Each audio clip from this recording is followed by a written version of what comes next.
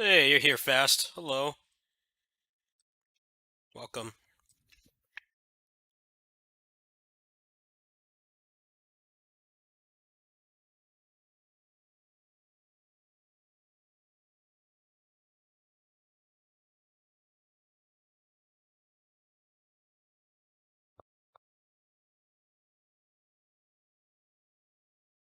First. It's legit annoying when people do that.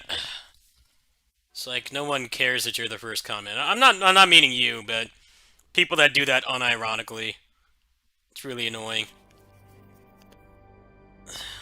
It's like comment something constructive or don't comment at all. I know you're just joking though. I used to get that a lot when I started. But inbox would be full of first comments. It's like, okay, you want a cookie? It's not really that big of a deal.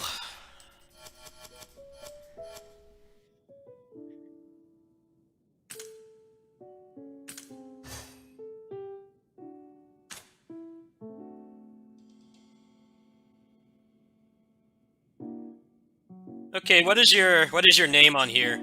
Maybe I can find you this way.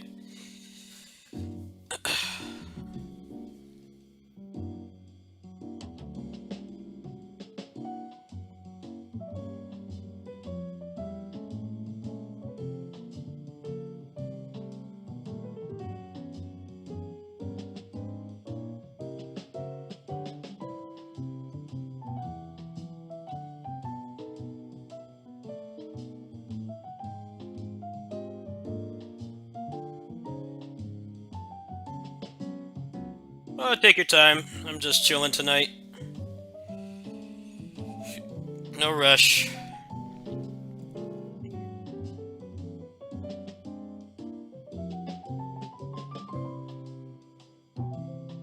It's supposed to have cross server, from what I understand. Just need to add you first.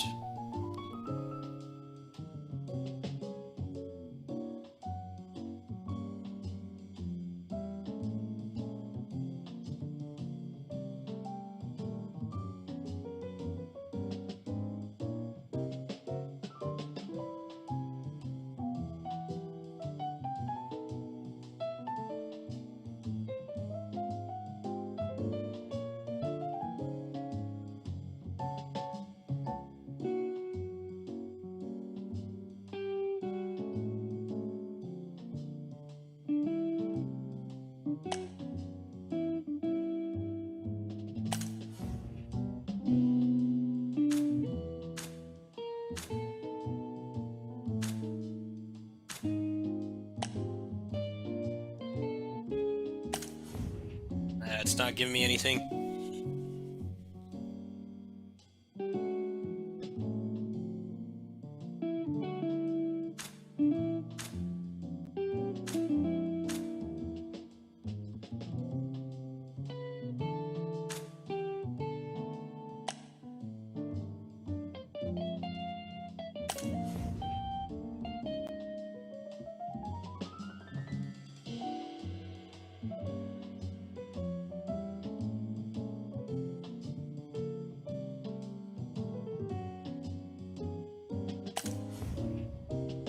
Oh yeah, try the ID number.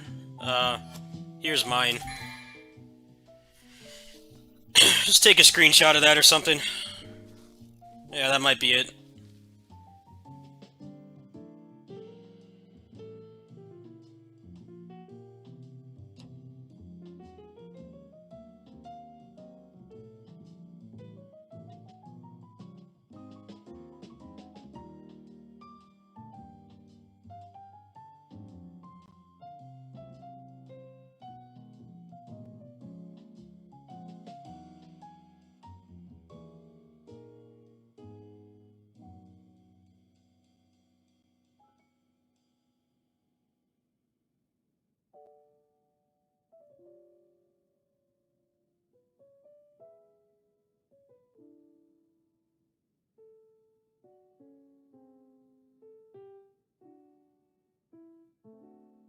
Oh, I think you got it. Okay. Ah, bingo. Alright.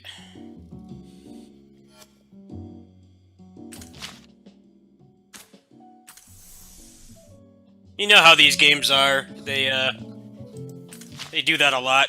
They, make you type in a long-ass number because, you know, there's gonna be so many people named XX Sephiroth XXXXX, and you can't find somebody like that, so they want it tied to a number instead of your name.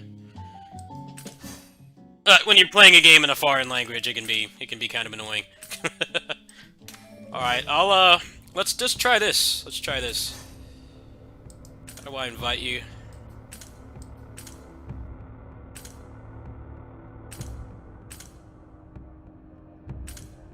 Let's just take it slow.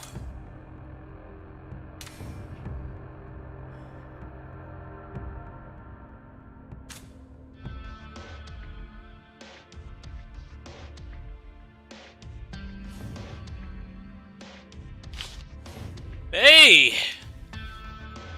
Damn, you're decked out. You look pretty cool, dude. We'll do a couple of these. And, I'll pay for them.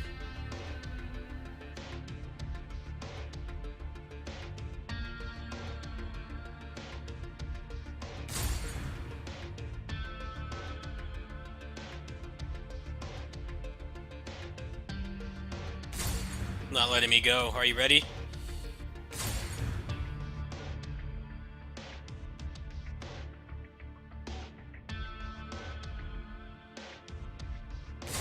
I can't tell what it's saying.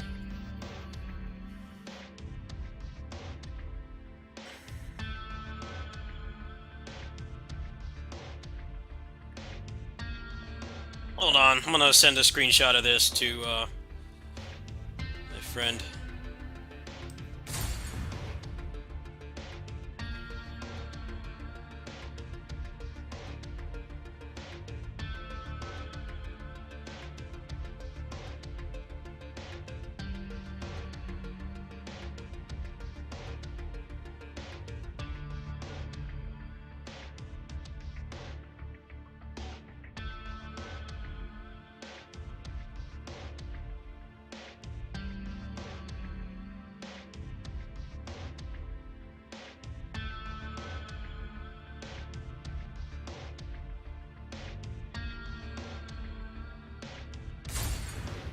Yeah, it's not letting me go.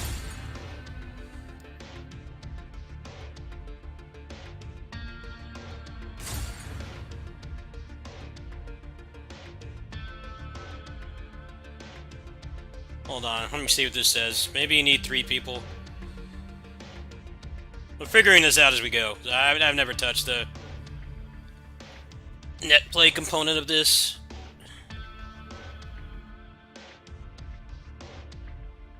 The team is full and cannot start a battle. What? The hell does that mean? Do I have to switch characters? Is that what it is? Nope, it doesn't like that either.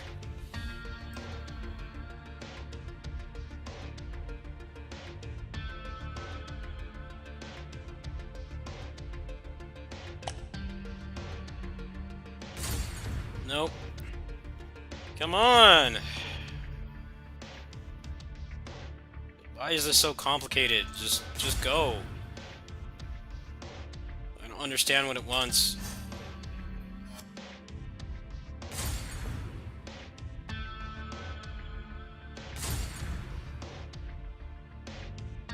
Come on, go! What the hell? What does it want me to do? This is stupid. Won't go.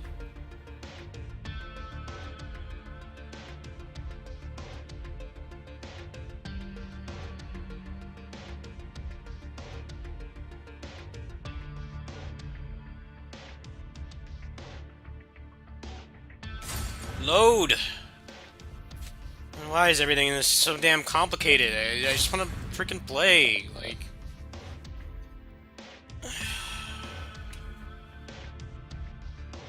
It's not doing anything. It's just the same error over and over. I don't want to kick you out. I just want to play the damn game.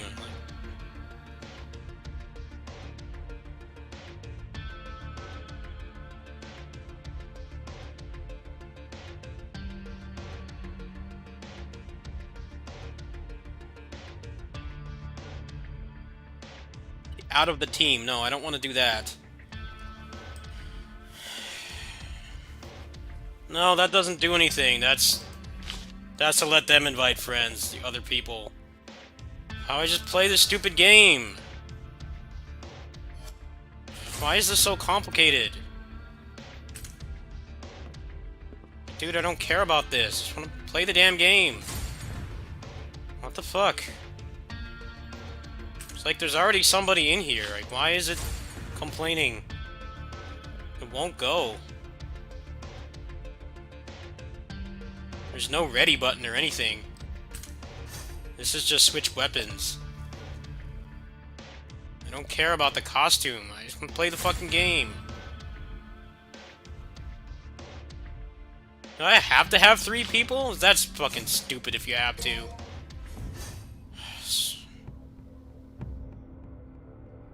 Let's try something else.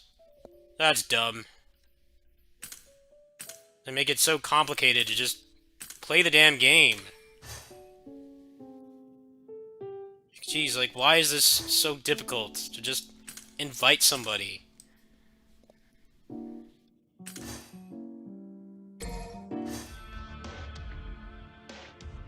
Alright, let's try it this way. This is pretty dumb. I just play this stupid game. What the fuck, man? Come on. It won't let me go. I don't want another person. Like, I just want to play the game, please. Just go. Oh, someone was in here and then they left. Yeah, that is it. It needs more people. Which is stupid. Why can't I can't even do this by myself either. This is aggravating. I hate when games force you to play online. And then not only that, you need a full team. I don't want to play with bad netcode in the first place. I'd rather have no online than this.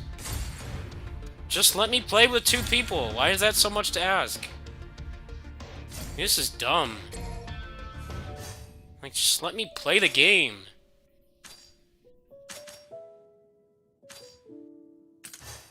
Wait forever for someone to join. Instead of doing the sensible thing and letting you do it yourself or with one other person.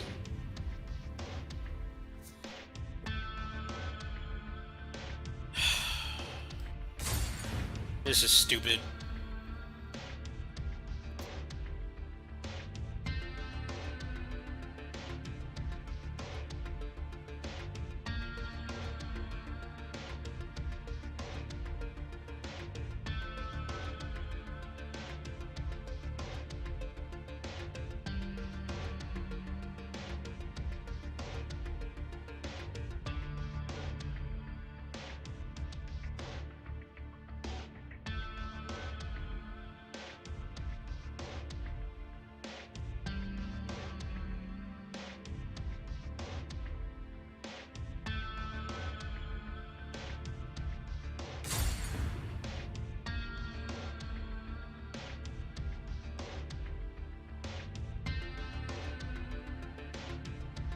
I don't know of anything that just lets you just play the damn thing with, like, 1 person.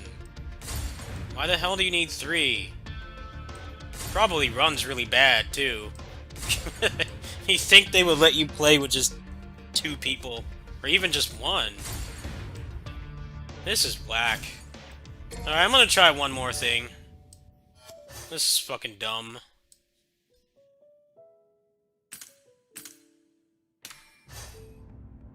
Like, why is it so complicated to just play this game with a friend?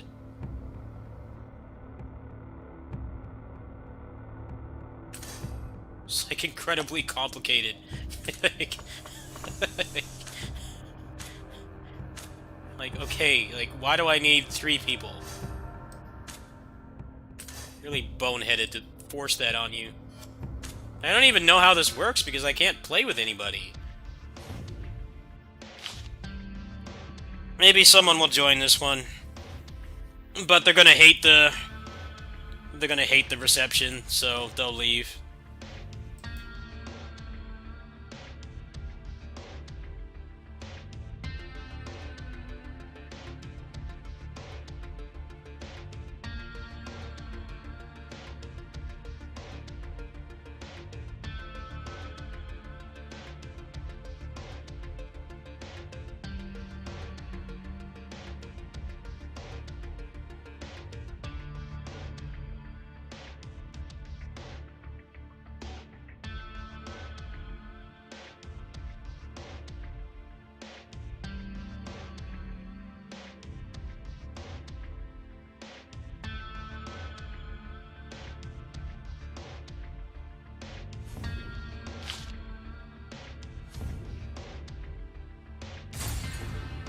Yeah, this shit really wants 3 people on at once to even try the damn mode. You can't even get into it. Dumb. You can't just, like, play with a friend either. You have to do this raid stuff. It's like, why is there even online in the first place?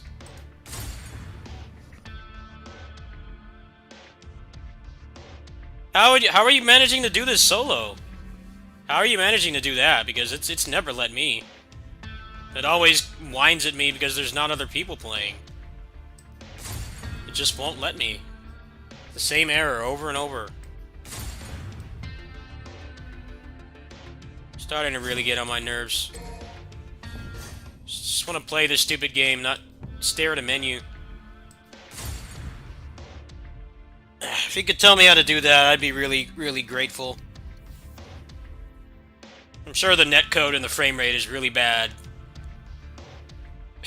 Like...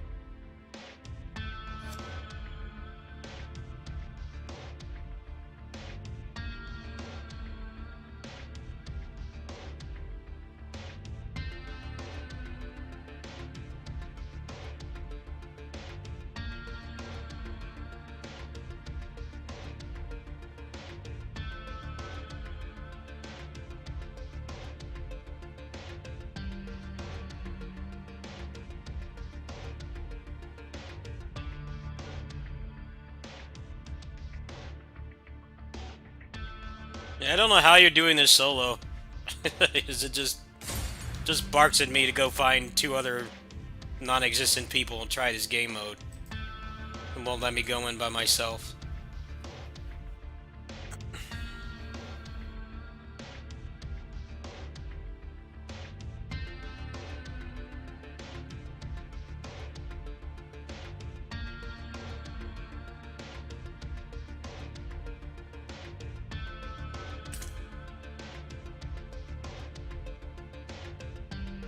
It is, yeah. It's pretty dumb.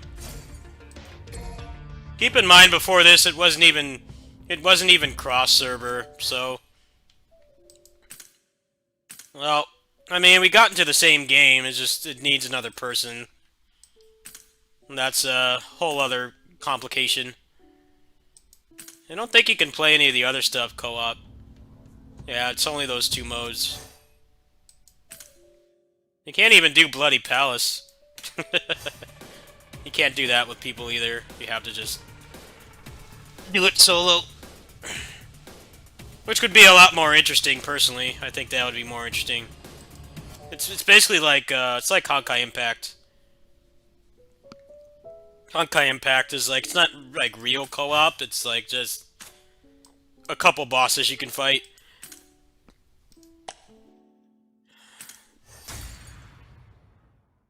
I can try to get my friend in here, but I don't know if he wants to go on right now. I'm waiting to hear back from him. So we'll try that again if we can get him in. Otherwise, it's waiting for a random, and then there's the whole number of problems with that. The language barrier for one. The connection for two, and then, you know, the time zone. The time zone difference is massive. Yeah, I think we'll just try that later. Sorry to get your hopes up. No, it's not really any of our fault, it's the game's fault.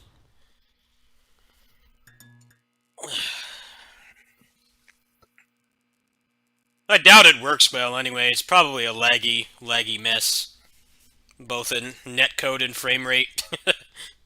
I would be shocked if it wasn't. I'm probably not missing much. Yeah, there's nothing we can do about that. That's out of our control.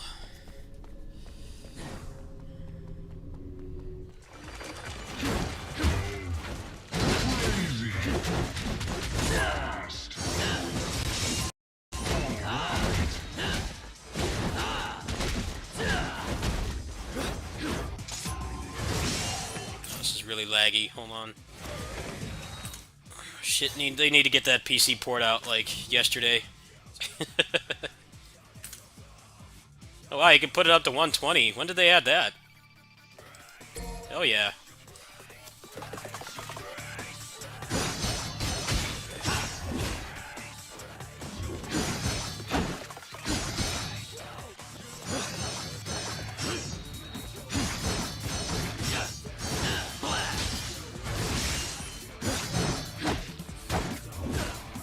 Gotta get used to this character.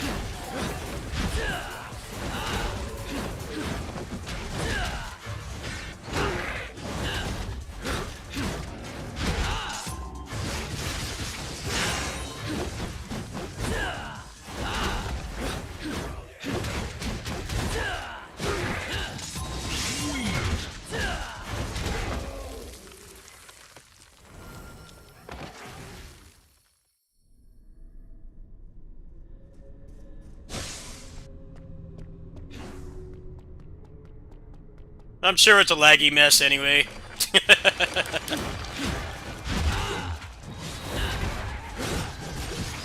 I would be shocked if it was actually playable. Where do you live, by the way? Like, what part of America are you in? Assuming you're in America, of course. I'm in California.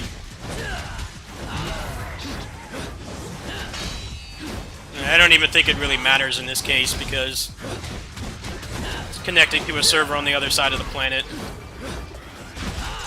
Oh, you're in California too, huh? Small world.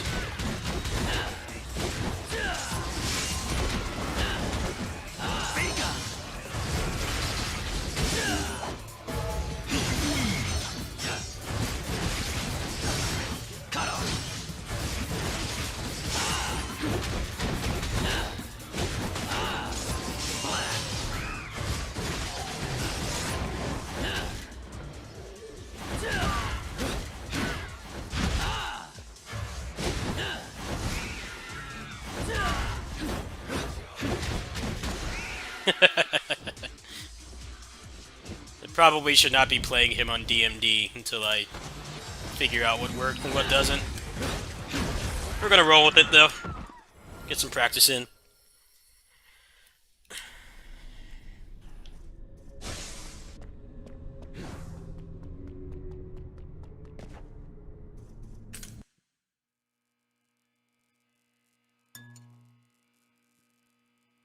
Honkai Impact's netcode was, like, pretty decent, but the co-op was pretty de-emphasized. It's weird how they emphasize it so much in this. No one really seems to want to do it.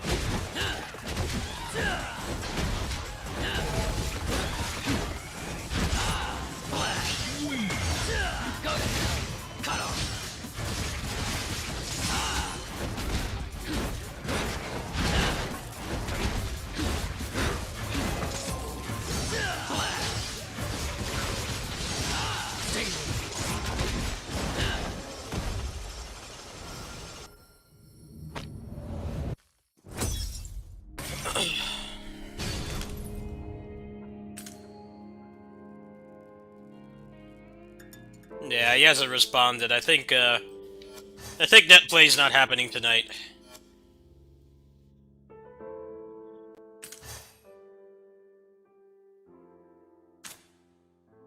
That's about what I expected to happen anyways. Just random restrictions and shit.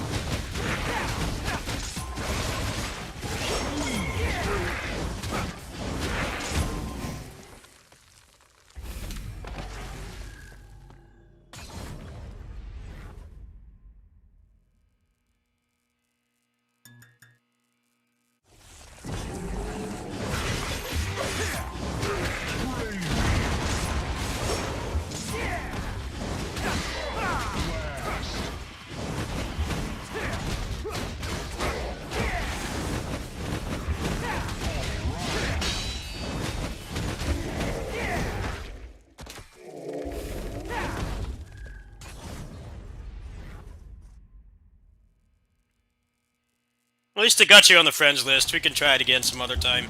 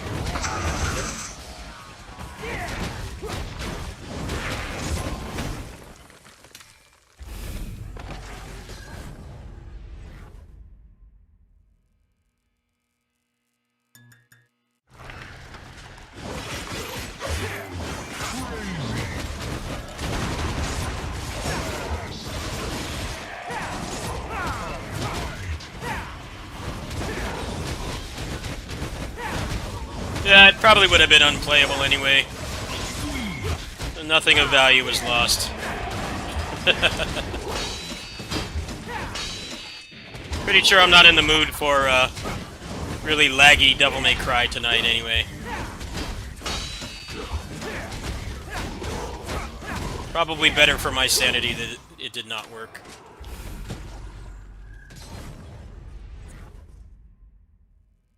They have a weird emphasis on it, but there was no cross-server play, so if you're on a server with no people, you couldn't really play it anyway.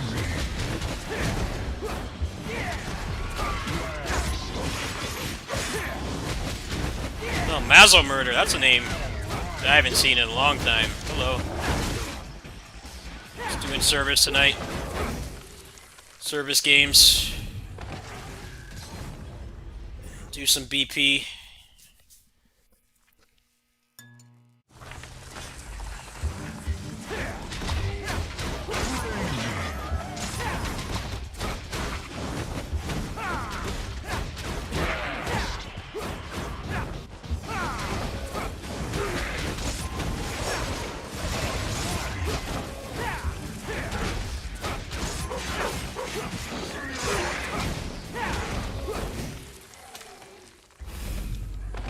Beowulf is a top tier weapon in this game. It's actually has a lot of utility. Being able to teleport across the screen pretty much with the dive with Killer Bee is invaluable. Some of the best utility in the game.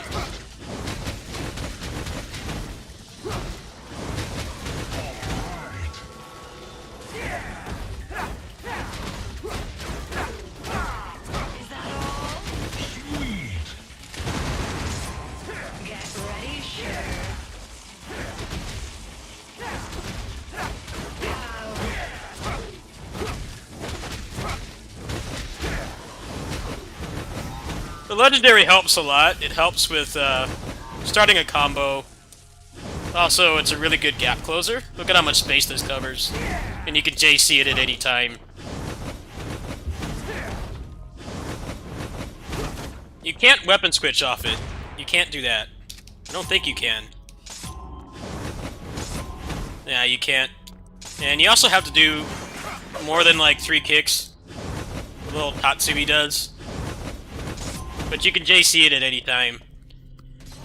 That's generally what it's good for. You can JC into like aerial fireworks or rainstorm or something. Try to get more altitude that way. I'm still kind of getting used to it. I've only had it for a couple days.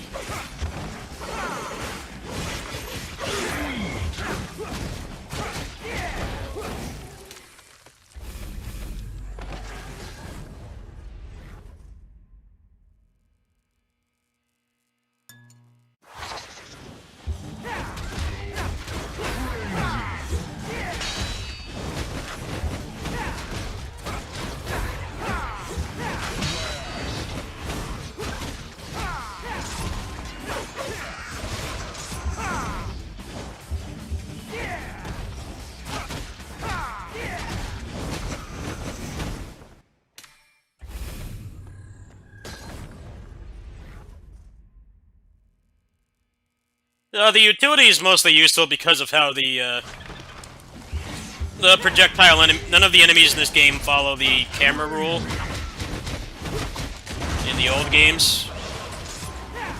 So having something that allows you to basically just travel across the map instantly is invaluable in this game. I would prefer it if they just had the camera rule, but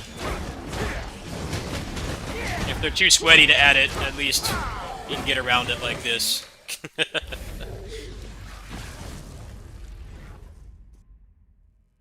And you get a relaunch off it too, which is really nice.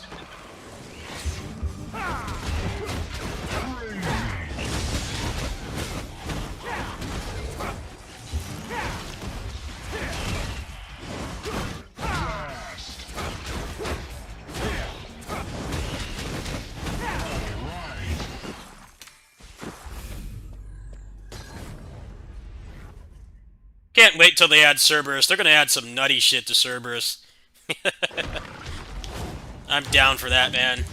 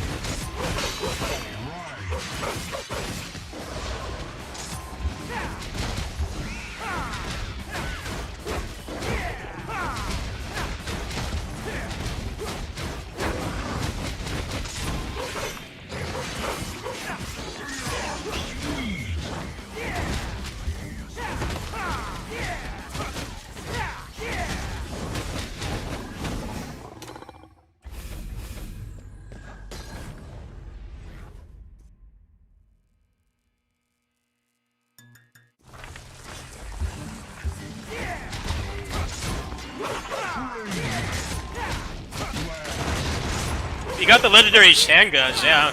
I'm jealous. I want those.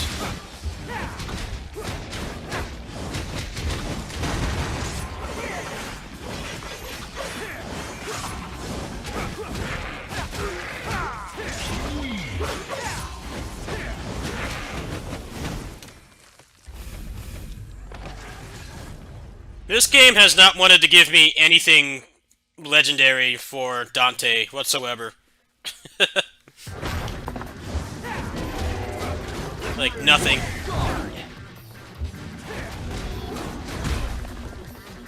It's been really stingy.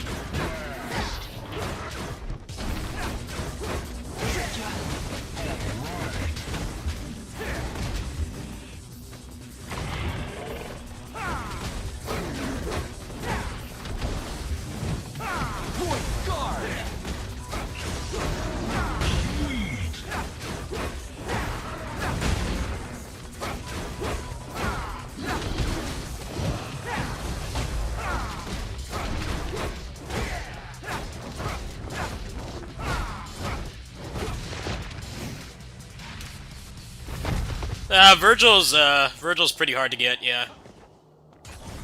The rate is pretty bad, but at the same time, you get a bunch of other stuff for him.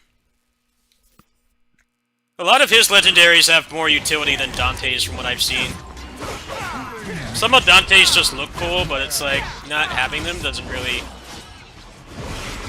affect your gameplay.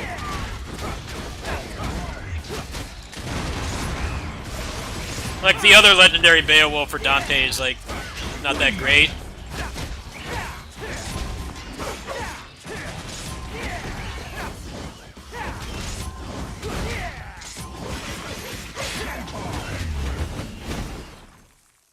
But this one has a ridiculous amount of utility. I think it's one of his best moves. There's an A&R one that's got like a relaunch on it, and I really want to get that one at some point. The game's got to decide I'm worthy.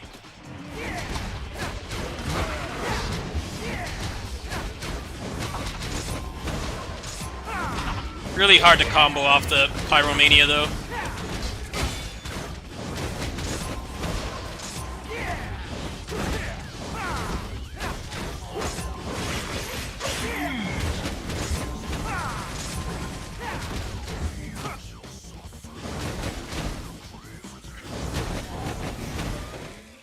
It's a little bit janky. From this, you can't cancel into a weapon action.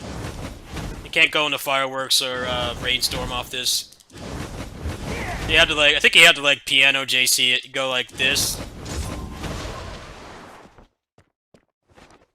But there's only one jump height in this game, so it's a little bit more awkward than it would be in a mainline game. You can't like short jump.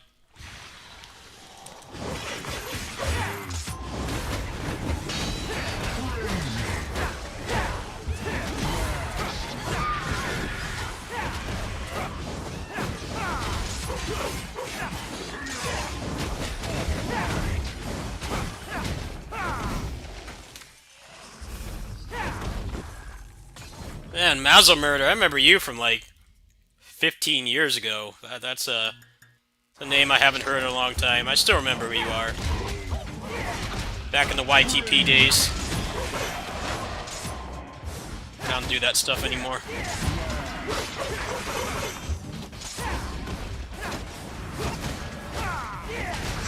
Oh yeah, there's my link to support me. I'm bad at asking for help. Any air move.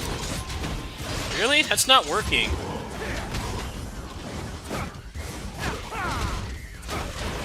How are you doing that? Not working for me, dude.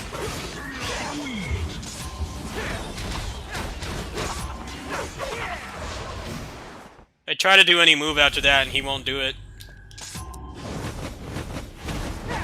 Oh, you can do this, huh? Yeah, it's probably better. You can relaunch off that. Let's try that.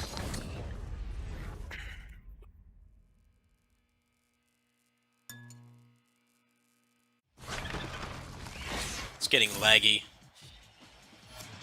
You need to get that damn PC port out. Tired of fighting with this shit.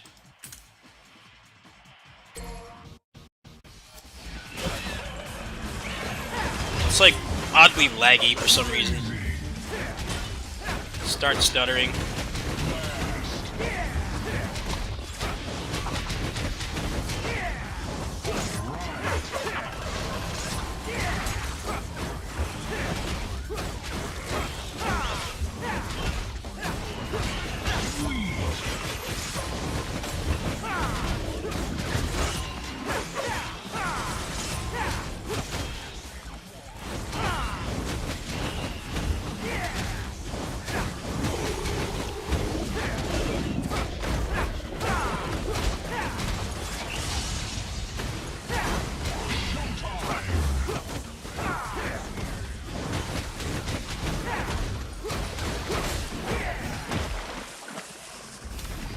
Maybe I'll turn the resolution down.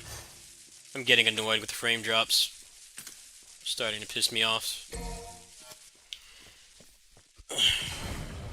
Surprised it's even letting me do 120 FPS on an emulator.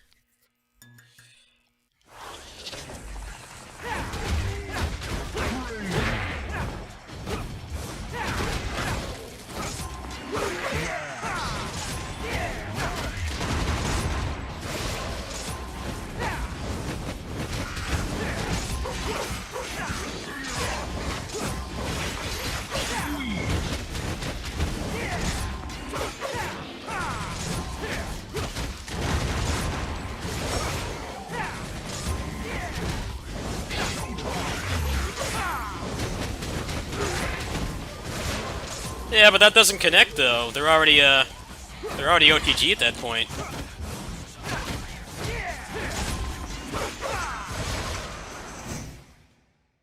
I don't know. I'll just have to lab it out later.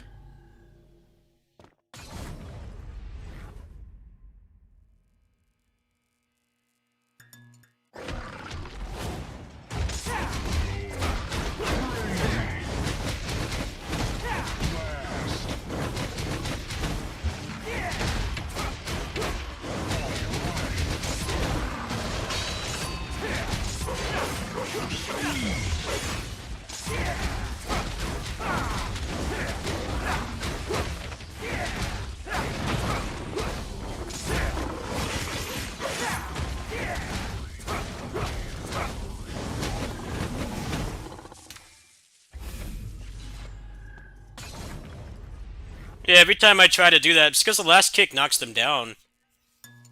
They're already like OTG at that point.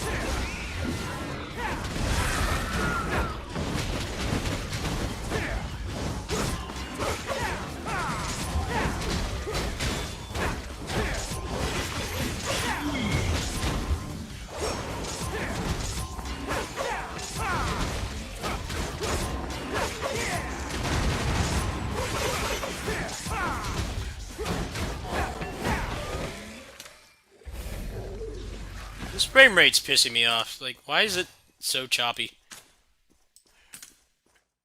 Like, just stay at the right frame rate. It's pissing me off.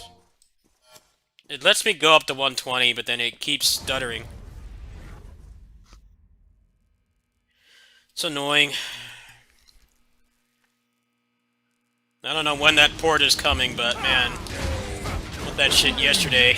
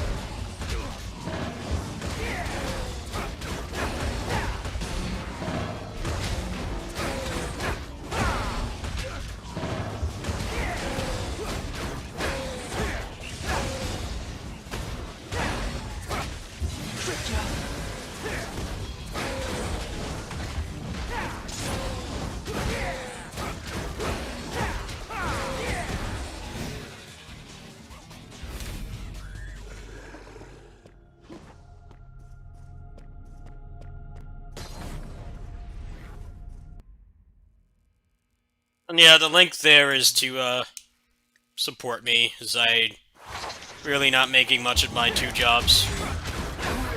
A lot less than you'd think. I work hard, but financially does not pay off. They're supposed to be giving me like 20 bucks on Monday.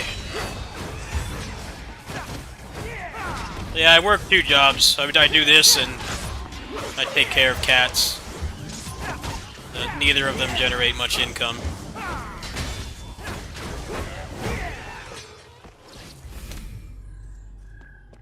Yeah, I do this and the cats every day. I just got back from taking care of the cats about an hour ago.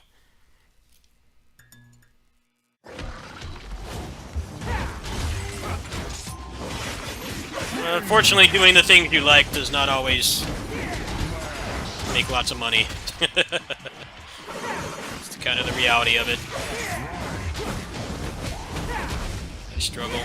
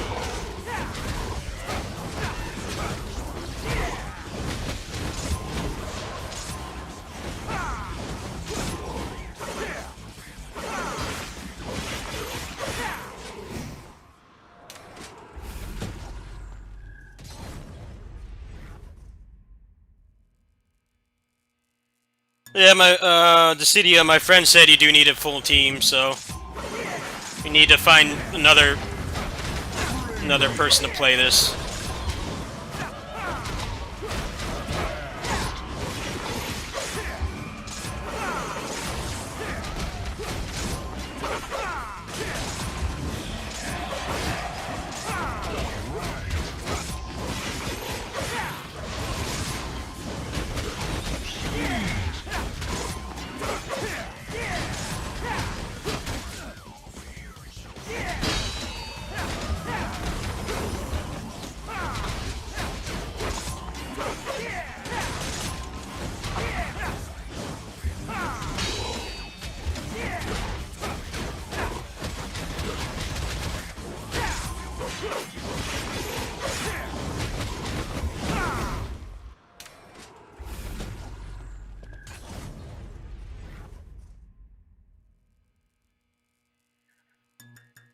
Yeah, I don't make much doing this or my other job. My other job, they would like to pay me more, but you know they're on a pretty low income too. They do a lot for me. It's just you know they can't pay me what they like. But I enjoy it. I like doing it. The cats are all very nice, and I felt like shit today mentally because of all this stuff going on, and the kitties just like to hang out.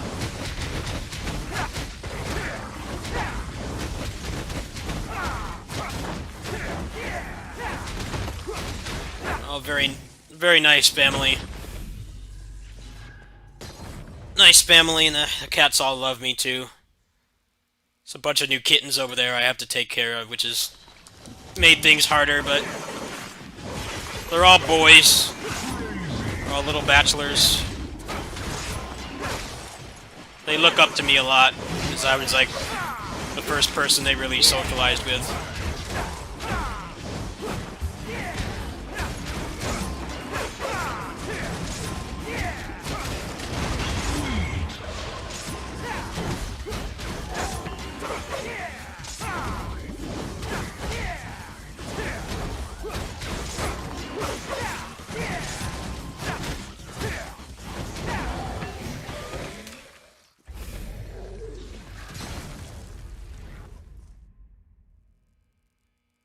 Animal care is it's very mentally healthy to take care of animals.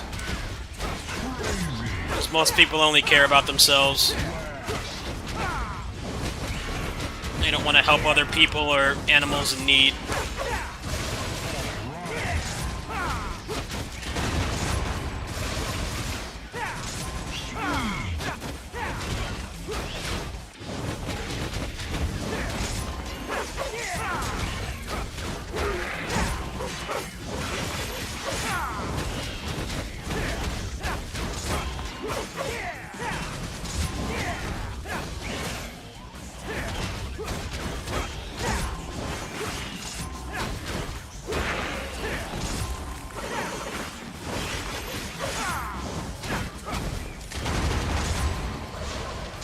Aerial fireworks is a fucking work of art.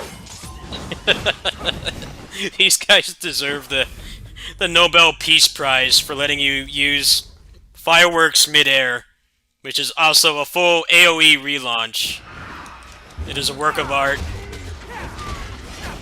One of the best moves in DMC history, in my opinion. Look at that shit. You have full relaunch off that. And also the hitbox is pretty much your entire body. Work of art. I like how they took some of the more useless moves and gave them more utility. Things I really like about this game.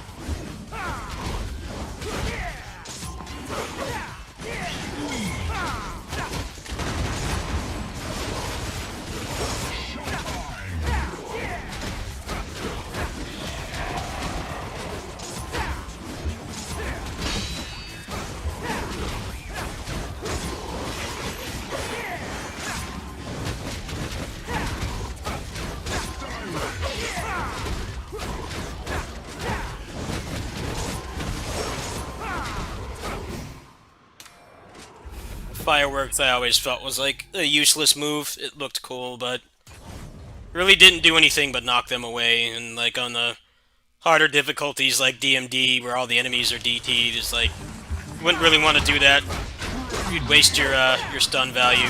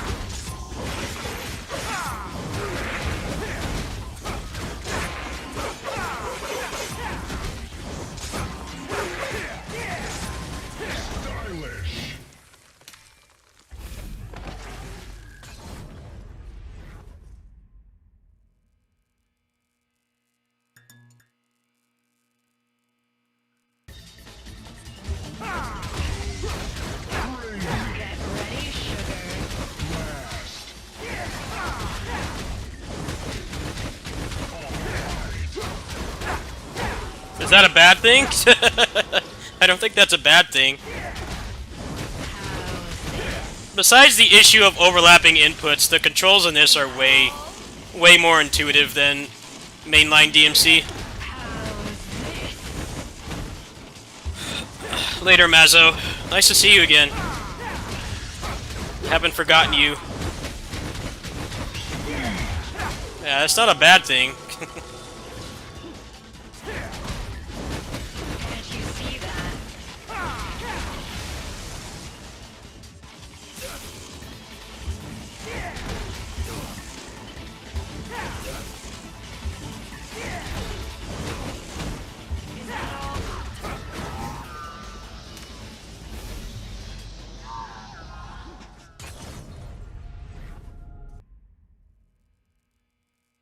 I really don't like the mainline DMC control scheme.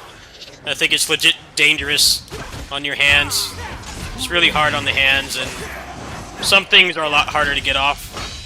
The only problem with this control scheme is overlapping inputs. Like, you have a dash input, and there could be like 3 moves mapped to the same button. I think that feels really bad, but I can play this for a lot longer than I can play DMC. I used to get really bad cramps from playing DMC4. I feel like that control scheme is not made for humans.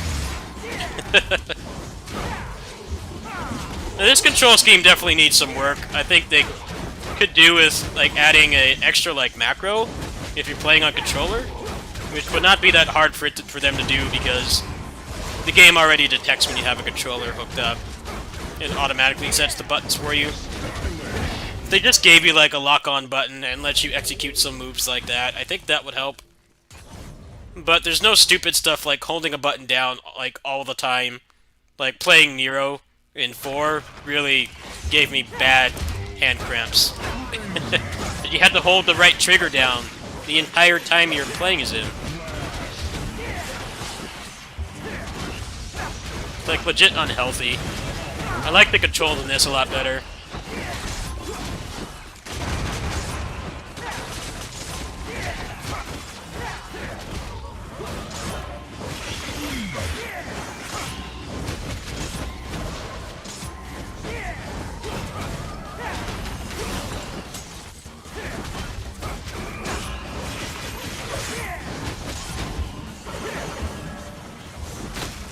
How do you get the lock-on button? Do you know how?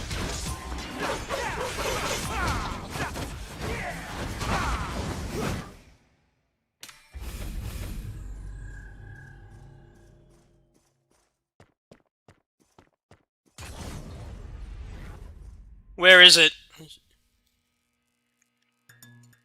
I don't know what button it will be on the controller, but where do I go?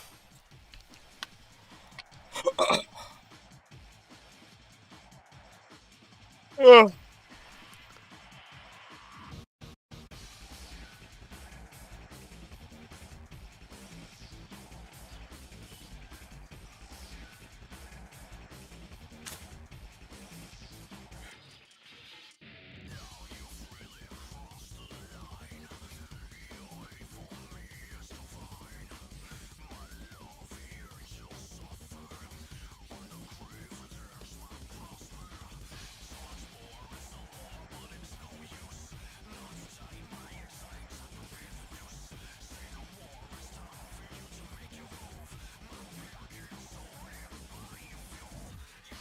Just tell me where to go. I don't know where to go.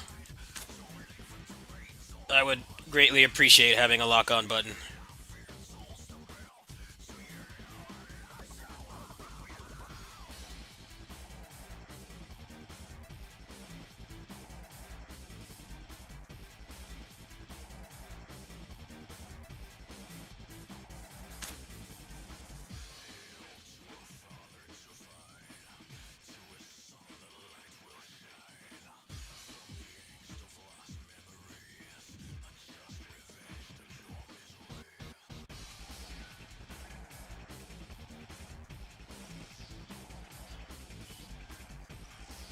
Which one? This one?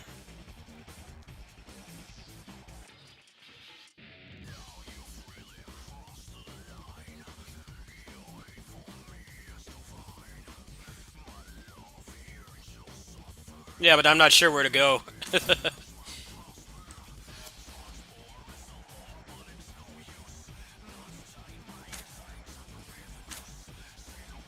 Actually, I might not be able to do this on here because it doesn't detect my controller. The built-in controller support does not work on here. It only works on the mobile device.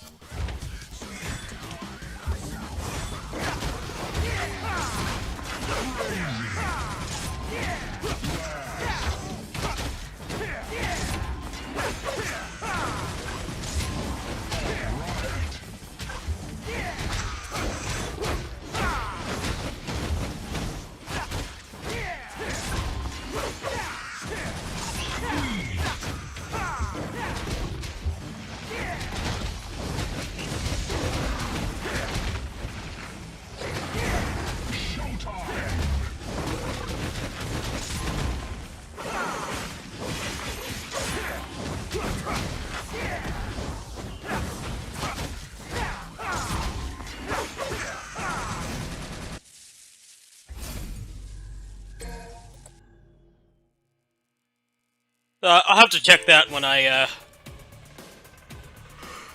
if you could send me a photo of it on Discord, that would be, that would be nice. Because I don't know where to go.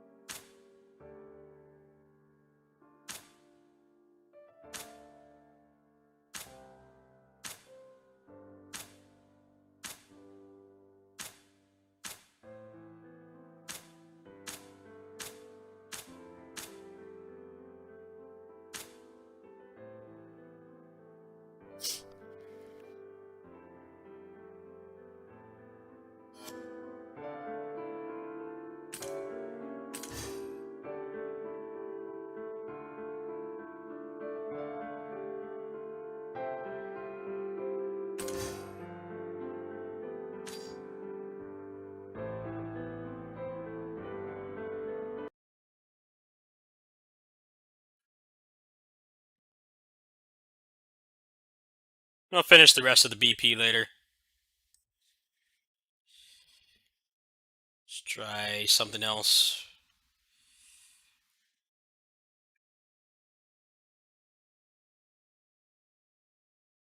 The frame rate's getting on my nerves.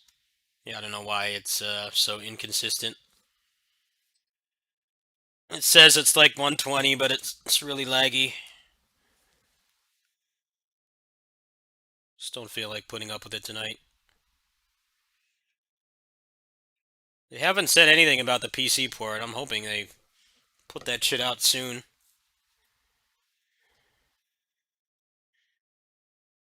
I don't see anything about it on their site.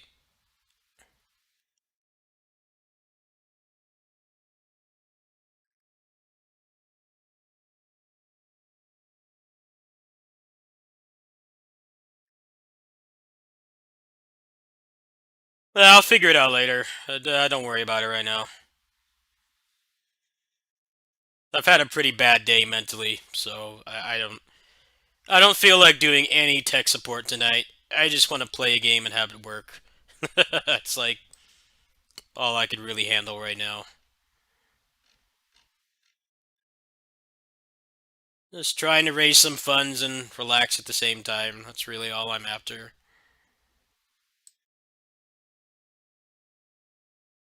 Uh, uh, PTSD was just giving me hell today.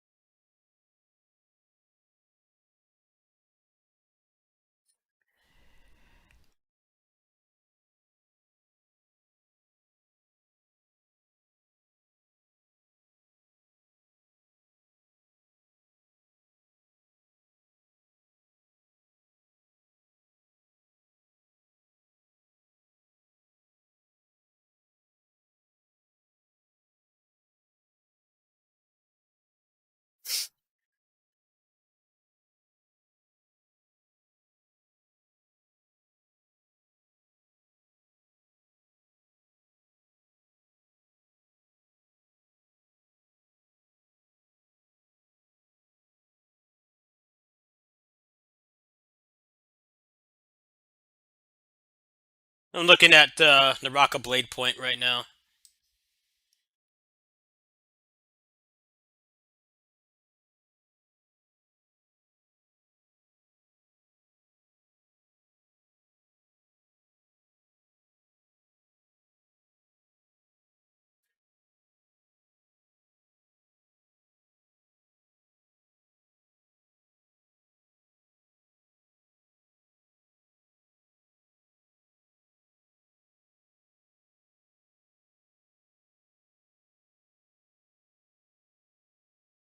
Yeah, I don't want to drop $20 on something I might not like. They don't have a demo, so I don't know. I'll worry about that later. I say that as I'm about to drop like $50 on what's it called, Arise. I'm about to drop money on that soon.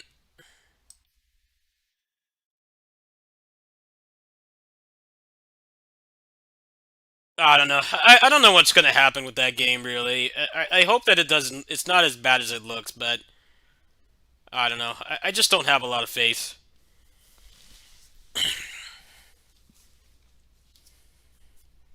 You know that game seems to have the same problem that Samurai Warriors 5 has. They have like mostly inexperienced people making it, people that haven't really worked on the Tales game before, and they're trying to make these sweeping changes that just don't fit with Tales, like the hyper armor and stuff. It's gonna be great when they have that swordsman guy with the hood on. It's gonna be great if that guy has like attacks with no startup and he's always in hyper armor. Like that's gonna be a fucking mess. AI is gonna run up and try to hit him, and it's just gonna get hit out of it because there's hyper armor. And I hope they prove all of us wrong. They actually deliver a good combat system, but I don't have a lot of faith.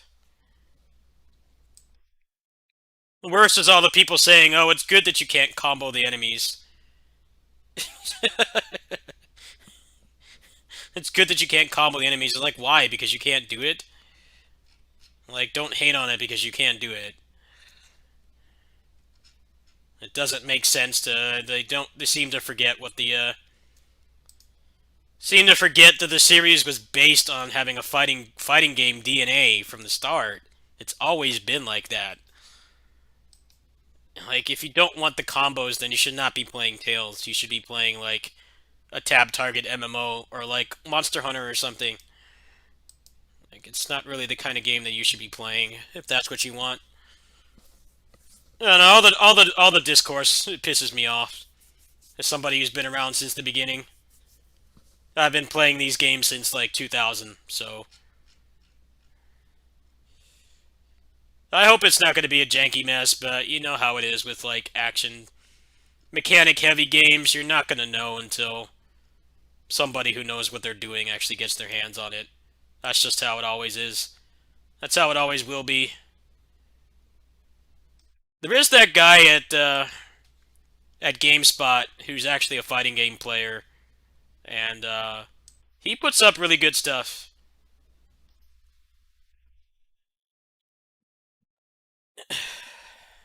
He puts up really good stuff regularly, and he actually knows how to play the games. I think that guy probably has an early copy, so hopefully he'll show us some good stuff. He put up a lot of really good stuff for Astral Chain. Astral Chain wasn't a game I really liked, but he definitely gave that game the love it deserved. So hopefully they'll hook him up. It's really hard to tell though. At the same time, they've tried stupid stuff like that before, so I don't have faith that they can actually deliver.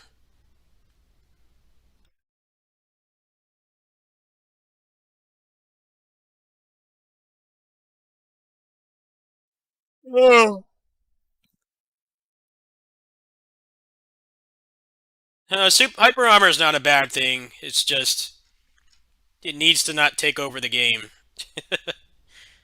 That's the thing. And you need to have tools to deal with it. You know, like, if you're going to be stuck in long animations, and you can't cancel out of it, or you have like entire aerial moves that you can't cancel out of, and the enemies don't stagger, so you just get hit. Like, that kind of shit needs to go. The problem is that it's an easy way to make a game challenging, but it's not a fun or fair method of challenge, and that's kind of the inherent issue. It's the easiest way to make a game difficult, but it's not satisfying when your move set is directly limited by, the armor. DMC does a good job of that. Yeah, but apparently in Arise you can't dodge cancel in the air. That's what everybody who's been playing it has been saying. So those aerial moves are going to be legit pointless. They're just like guaranteed damage on your end, not the AI's end. On the enemy's end.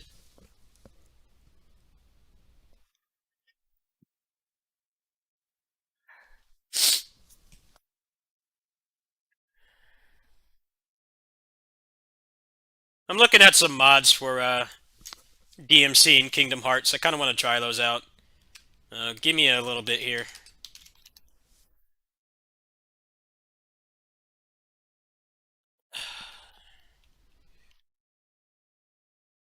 Actually, I need to go to the bathroom too, so I'm gonna do those things. I haven't checked DMC5 mods in a while. I was kind of looking at checking some of those out. There's people still putting out gameplay mods for it.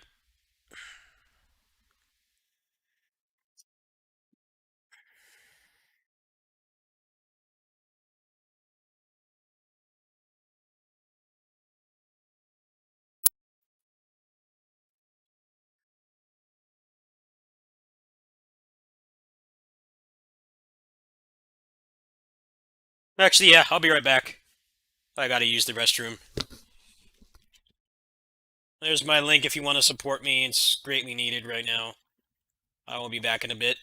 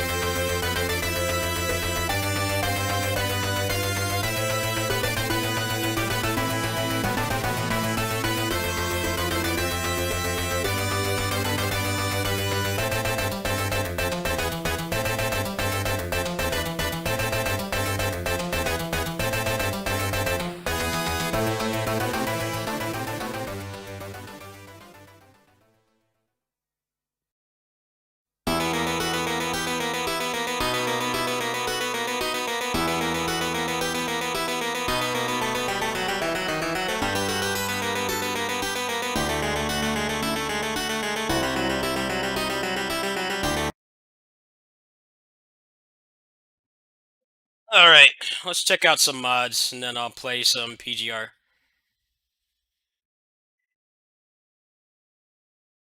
Hold on a minute. I need to make a smart selection source.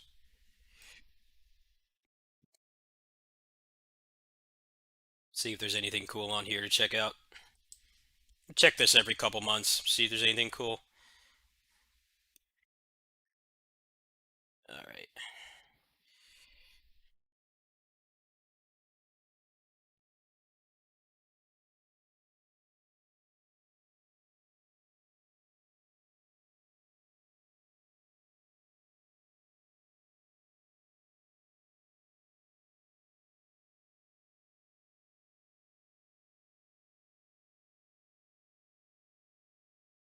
Man, people have really been people have really been still modding this game. I'm surprised. Because this is like the first DMC game that's on a easily exploitable engine. People rip the RE engine open really fast. MT framework was pretty moddable too, but as far as I understand, it was easier. It was harder. Looks like there's been a bunch of stuff in the past few months. I'm looking to see if there's anything cool.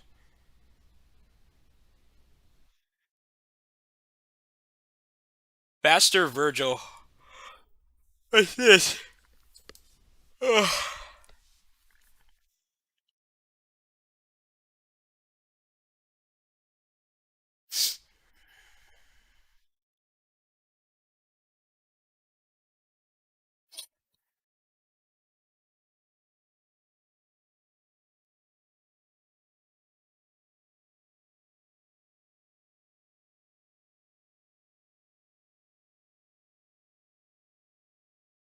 Rising Sun on Jump, dude. That sounds legit.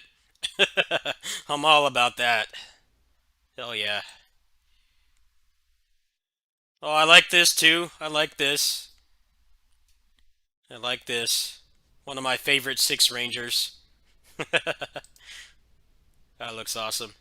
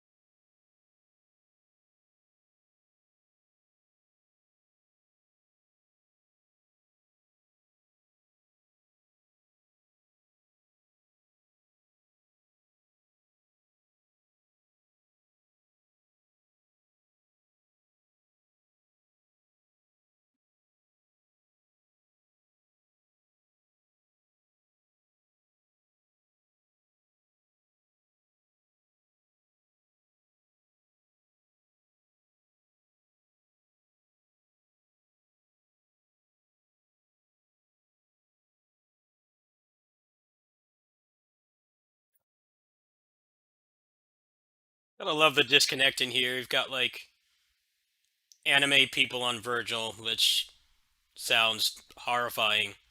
But then people actually doing people actually doing really cool stuff. It's like such a weird disconnect in here. There's some really cool stuff in here, but you got to get through all the, VTuber over Virgil and all this other shit. Like I don't care about that. I'm just here for gameplay. I'm not interested in the memes. There's actually been some stuff for Kingdom Hearts as well. I guess making the game more responsive. I already have this mod. I don't think it's been updated in a while. I don't really care about being authentic in Kingdom Hearts. It's not really a series I take seriously. They've got some pretty cool stuff in here.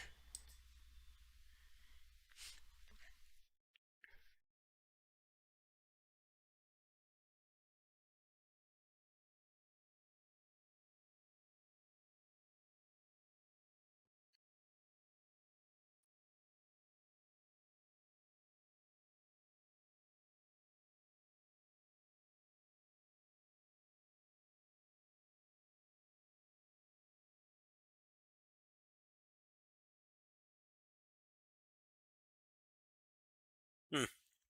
Alright, well, let's go on PGR and get my beloved 10 minutes of gameplay, because that's how long I can play that game at this point.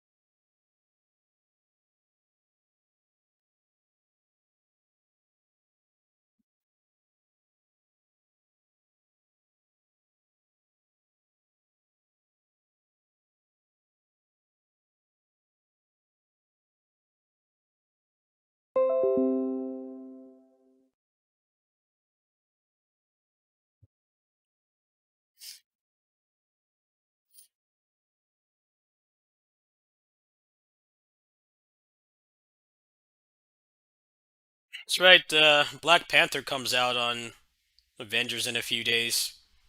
Wonder if they've actually made the loot not shit. It's baffling. It's been like 11 months and they haven't made the loot any better. Come on. I've played indie games made by two people that have better loot than that game. It's great that they're still supporting it. I just don't feel like they're doing it the right way.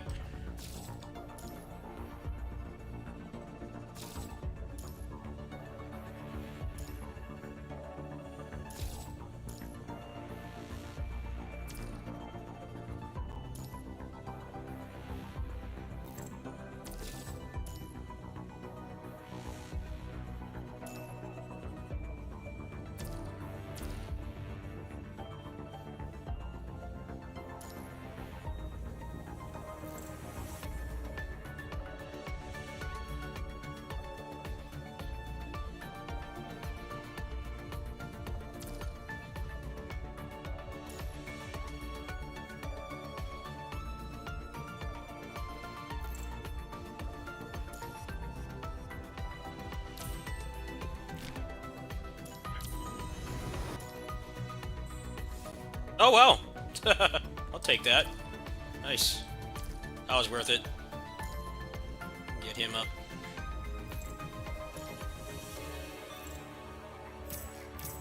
Double S. Good stuff.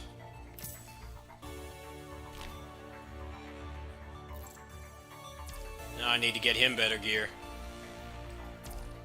He's kind of falling behind.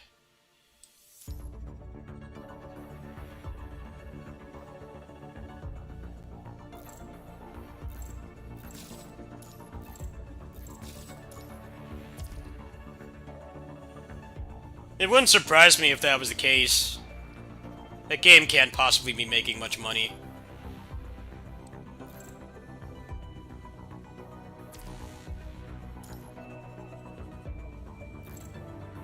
It's just weird that they don't fix the loot. Like that's what just makes no sense to me.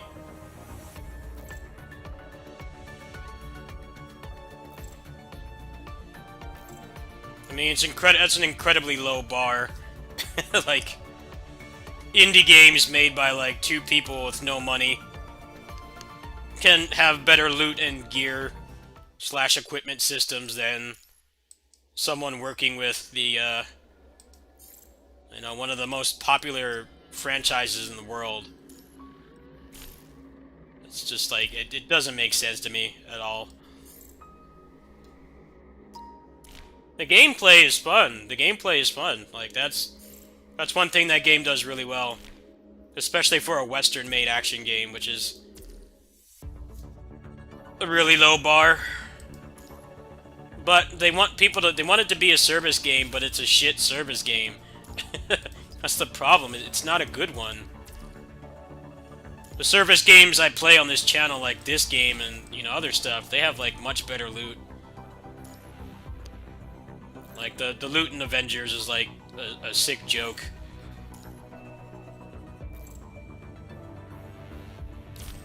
They should have had that shit ironed out, like, months ago.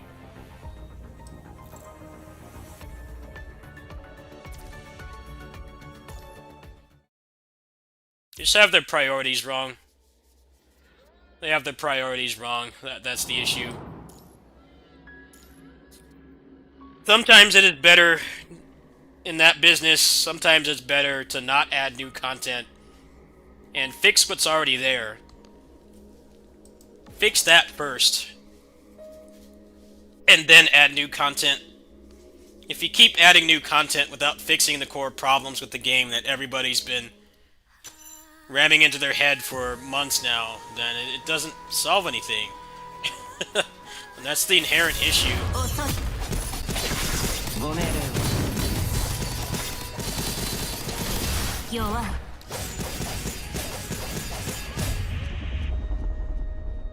Lots of games have done that too. They keep adding like new characters and levels and stuff, but then it's like there's like another problem with the game, like the performance is bad or the netcode is bad, like things like that.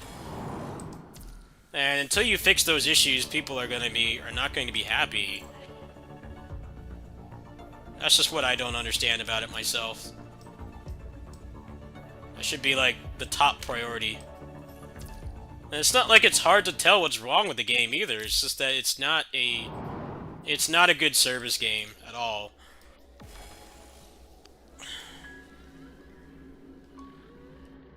It would have been better if they just made it like like Monster Hunter does it, where, it's online, but you can access all content by yourself. That kind of thing would have worked way better.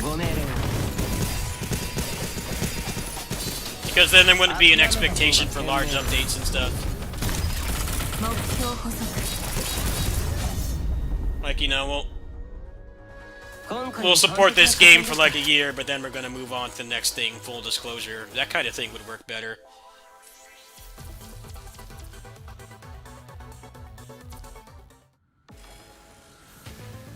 I just don't even know why they... I don't even know why they gave that studio that game. Should have coughed up the money to get, like, Capcom to do it or something.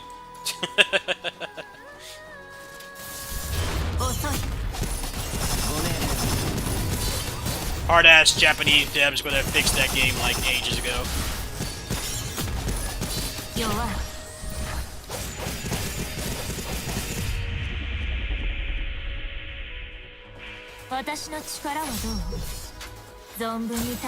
It's like giving a visual novel studio, like, the reins to make Devil May Cry 6. Like, how well would that work? I'm sure they try really hard, but, they're not really cut out to make a game like that, so I'm sure the game would be playable, but the whole time you'd be playing, it's like, why didn't they get somebody more qualified to make this?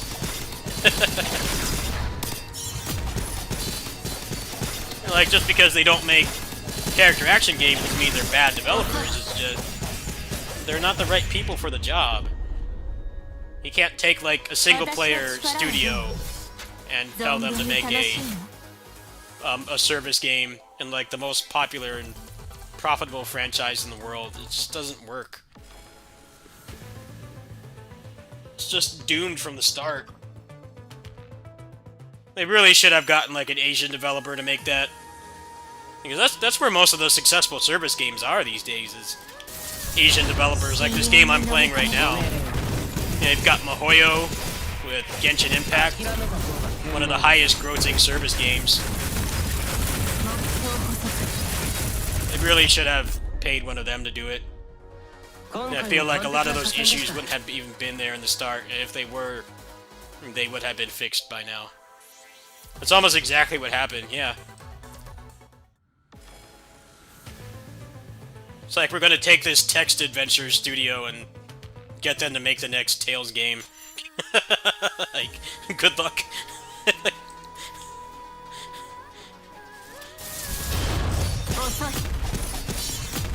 I don't want to sound like I'm downplaying developers that don't make, like, games that I like. That's not what I'm saying.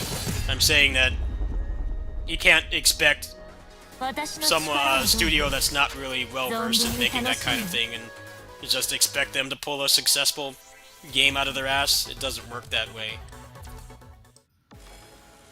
There's a reason why most of the popular studios like Platinum and like Respawn Entertainment and EA and stuff, you know, they get paid to make those games because they're damn good at it.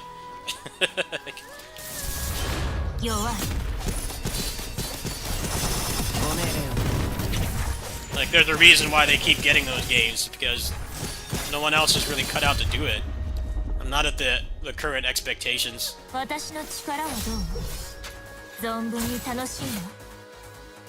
That's the problem with Avengers, though. That's precisely the problem, Lightside, is the game just falls apart as soon as you get out of the story. That's precisely the issue. It becomes a different game when you get out of the story. It feels a lot cheaper and poorly made.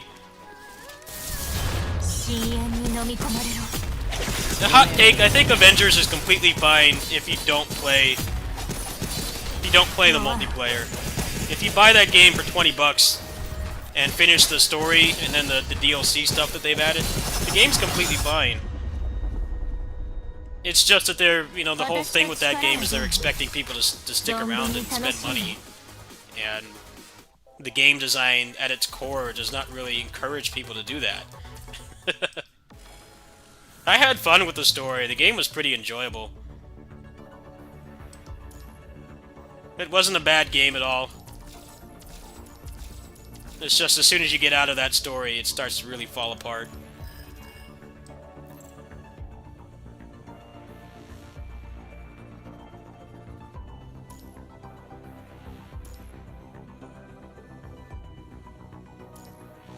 It is worth it on sale, yeah. I wholeheartedly agree.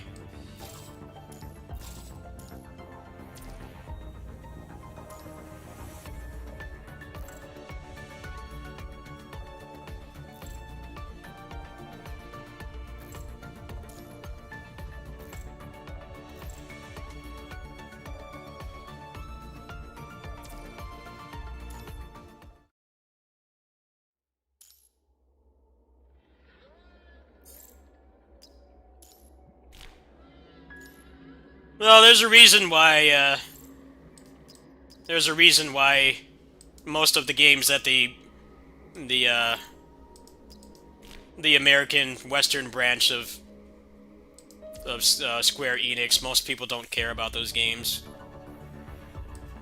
Like, they're just kind of there. They're not really something that people get really excited for.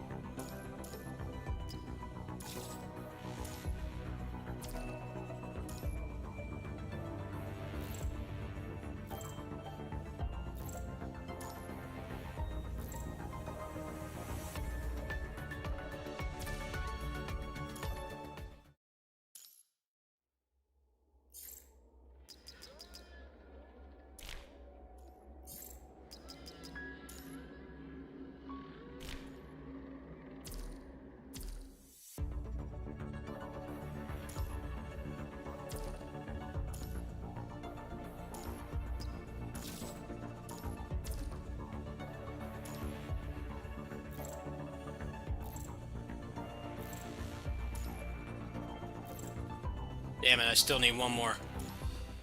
Trying to finish this today.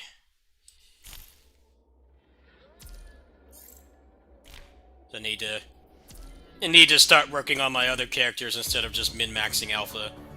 So Alpha's already at like 5,000 battle power.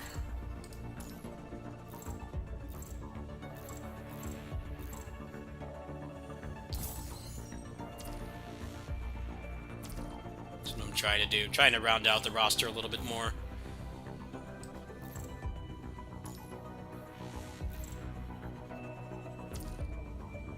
It makes no sense, yeah. It's pretty dumb. It really doesn't make any sense whatsoever.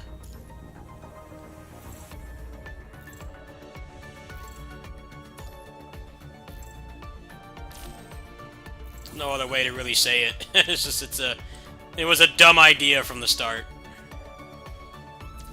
And now they're kind of having problems getting around that.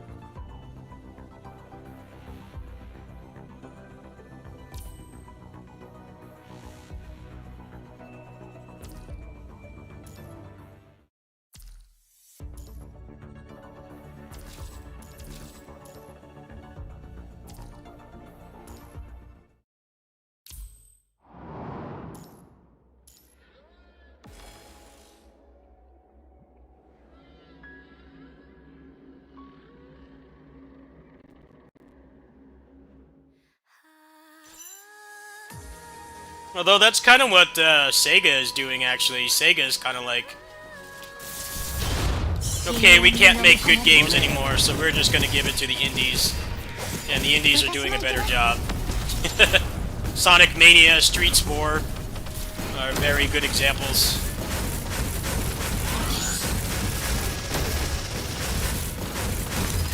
But some companies don't want to accept that that is the best decision. It's like, okay, the people who made these games great and made them popular in the first place are like long gone.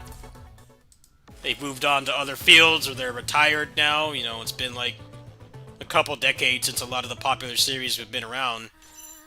Like, let's just let the indies do it. That's how we got Sonic Mania and Streets 4.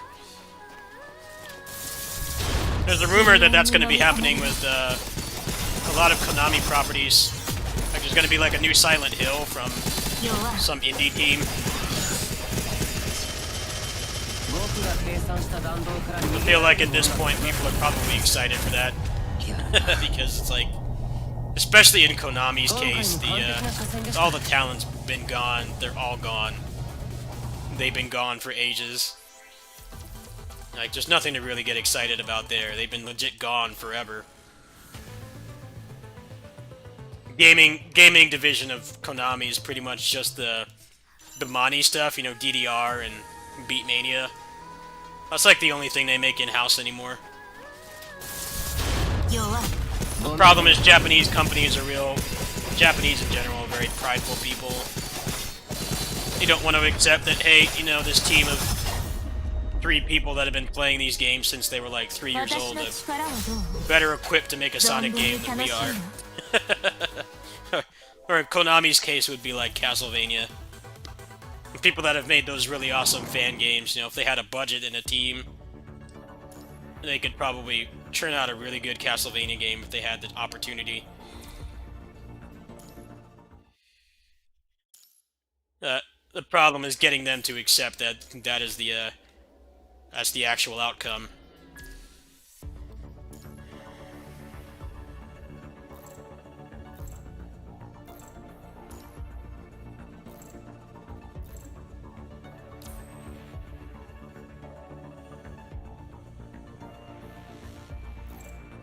Well, I don't know what it is. I don't really care about horror games. That's just what I've heard other people have been excited about. I don't know anything about it myself.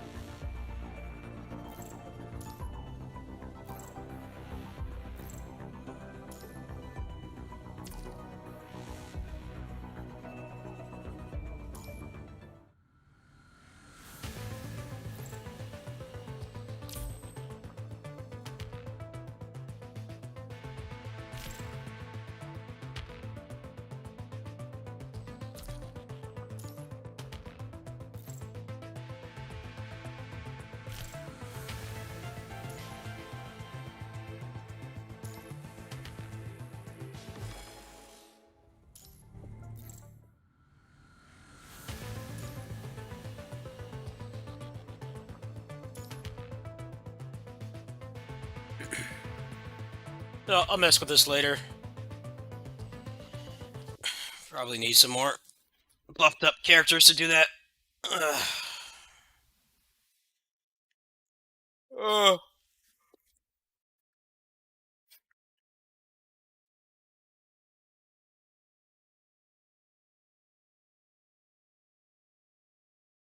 It probably will happen from Konami at some point. They're realizing that they are incapable of making good games. The talent's been gone forever.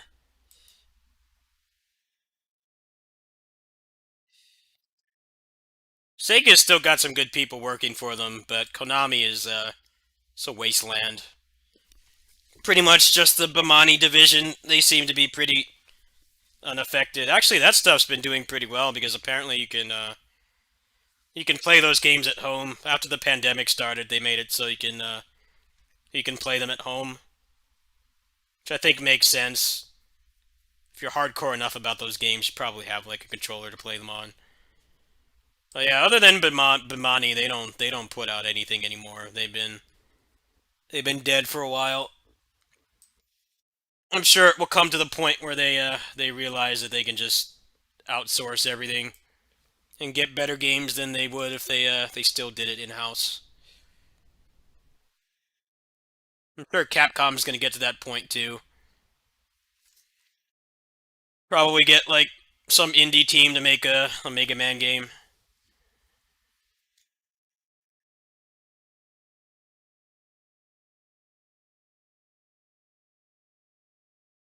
Yeah, the problem with mobile is it's a much worse market than consoles and PC.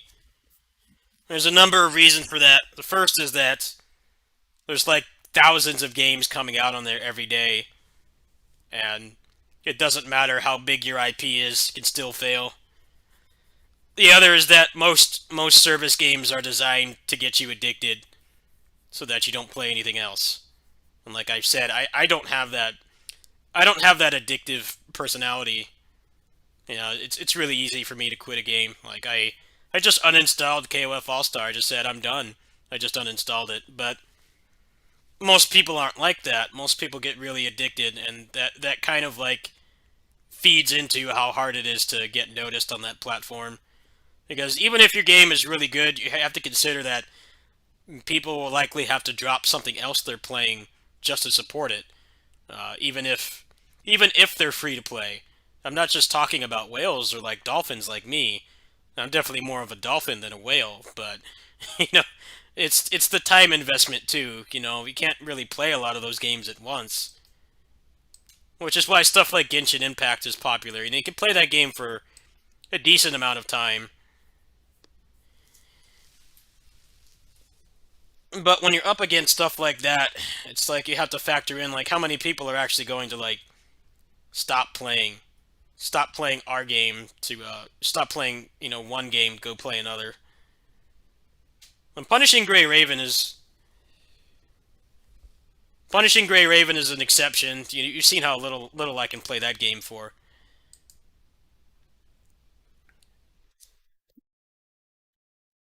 Like that game is not time consuming at all, but a lot of them are. That's actually been a problem with KOF All Star. Like right before I quit, they put out that update where you can get more rewards, but you have to play the game for like an hour straight, which, depending on what else you do in your life, that might be a little bit hard. Yeah, exactly. And you're up against all kinds of other games that people are already playing, and they're investing time and or money into those. So it's a lot harder to switch games. It's a completely different thing from like Steam. You know, on Steam you can lose control and just buy like a dozen games for $5. And it's like even if you don't play them, it's not really that much pressure. Somebody else in your family can play them, or you can just not play them at all. But when you're playing service games, there's the whole fear of missing out and the sunken cost fallacy. Like it's like I dropped $3 grand into this game. I'm not gonna quit this game because I've invested too much into it. And it's like even if the other game looks better, it's like I can't really play that and something else at the same time. That's why SNK went back to console because their mobile stuff was not doing very well, and the pachinko was not doing very well either. But now SNK is kind of like an IP farm. They still make games, but much less than they used to, and they're kind of just realizing that they can make a lot of money off mobile without actually making the games themselves. Like there's a couple KOF games. There's what is it called? Unlimited Match OL. There's KOF All Star. There's the Metal Slug game from China. Like they seem to have figured out it's like we could just give this shit to other people, and we don't really need to do much with it. I imagine they're pretty hands off.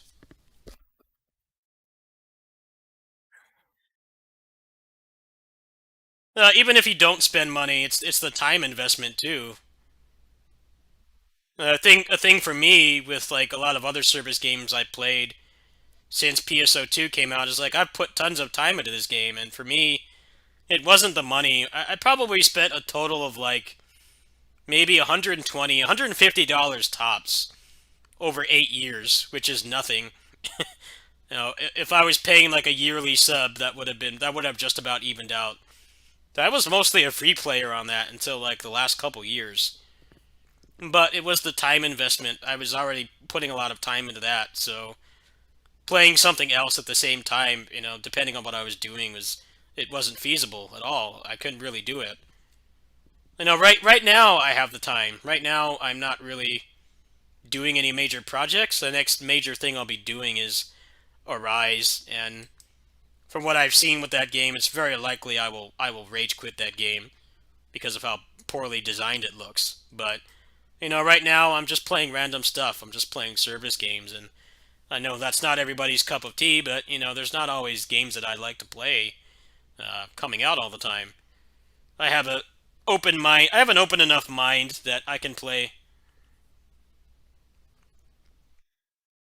I can play other stuff. I like indie games. I like smaller games.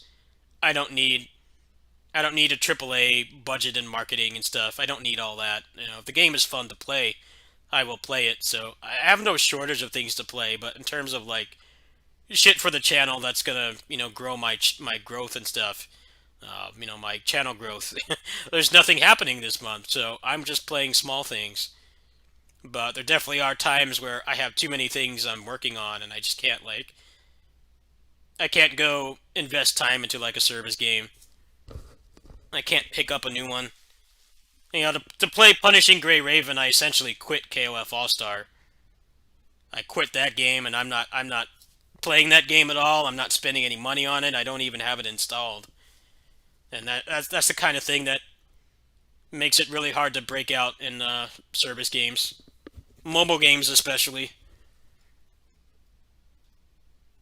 Because if you're juggling like five of those games, you have like no time for anything else. Even if you're neat, that's like several hours a day. And obviously, if you like the game enough to play it every day, you're probably going to be spending money on it at some point. Whether you're a dolphin or a whale, or a light spender or a heavy spender, it's like that shit's gonna add up. You can't play a lot of those games at once. It's just not possible.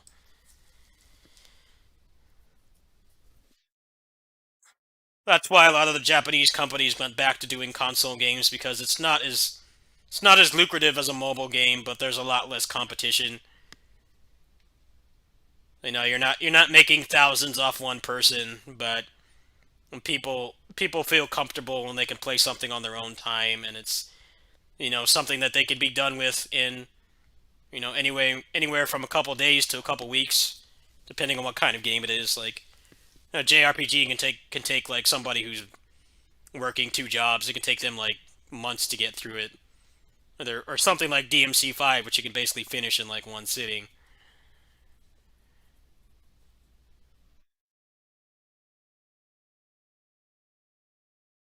Yeah, the thing about the money investment in Pinnacle of Combat is it's mostly just the moves, and some of the moves aren't even worth having. That's the thing. Some of them are pointless to have. They look cool, but I only go for the stuff with utility. Like, if the move has utility, I'll go for it.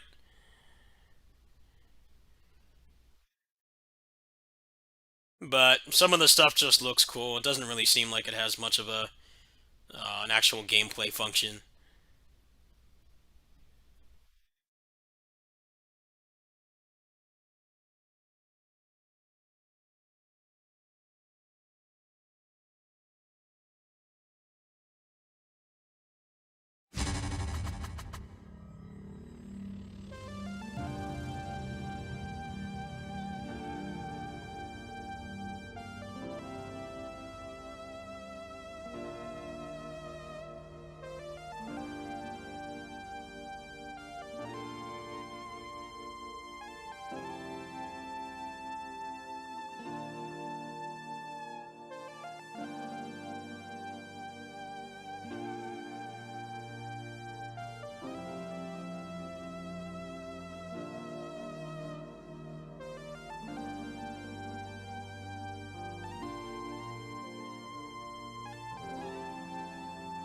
Okay, this person just called me a pear hole, apparently.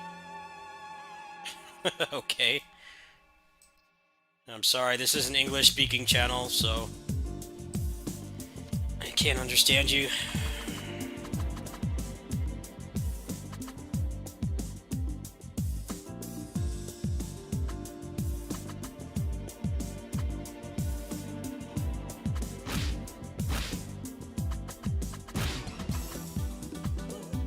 Cherry Hunter.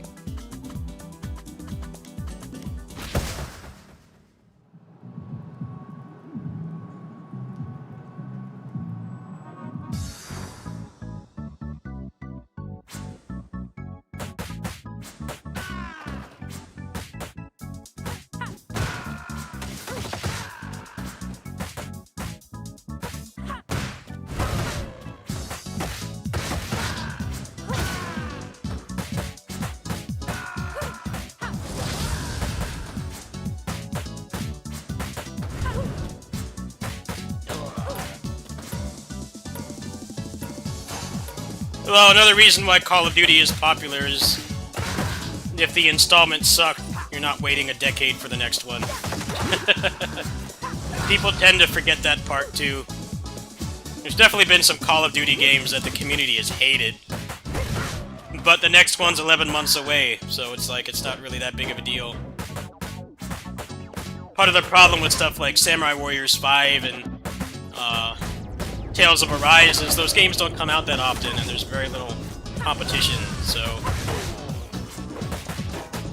it stings a lot more when the game sucks. Whereas with Call of Duty and stuff, those games are out every year without fail. They don't have long lifespans, but they're out every year, and you can depend on it being out every year. And that generates money.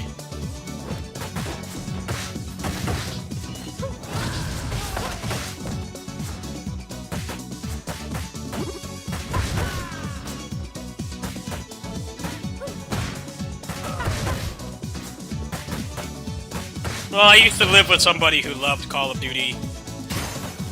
They definitely had ones they hated. They didn't like World at War. that one was out while I was living with him.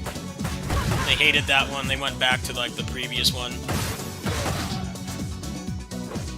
But there's definitely some franchise security there. like there's going to be another one next year in November or December. You already know that. Whereas with a lot of the games and genres I like, it's never certain that there's going to be another one. I mean, a lot of the people that are bitching about people complaining about Arise was, you know, the last Motherchip game was 5 years ago. Half a decade ago. Berseria came out in 2016 in Japan. Like, people have a right to be angry. It's not like Call of Duty or Madden or, you know, WWE and stuff where there's another game every year. They don't come out that often, and there's no one really making other games like that, so it's a pretty big deal when an installment in those series is not good. There is no guarantee that there will be another one anytime in the next 5 to 6 years.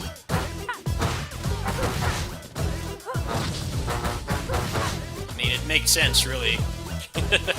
Same thing with, like, Mega Man. And luckily, Mega Man 11 was pretty good, but...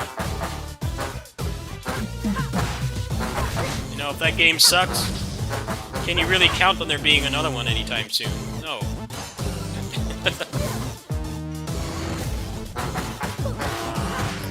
Pretty much the only Capcom IPs that have that kind of franchise security is like Monster Hunter and Resident Evil. Everything else they put out, there's no guarantee there's going to be one within the next decade. And that's a lot of it too. Imagine if DMC5 turned out bad. When do you think there would be another one? Maybe in like 2030. They would let that franchise just fester without anything going on for a long time. Much like a lot of the other stuff I play, nobody else is really putting out games in that genre, so it sucks when, you know, they don't turn out to be that good.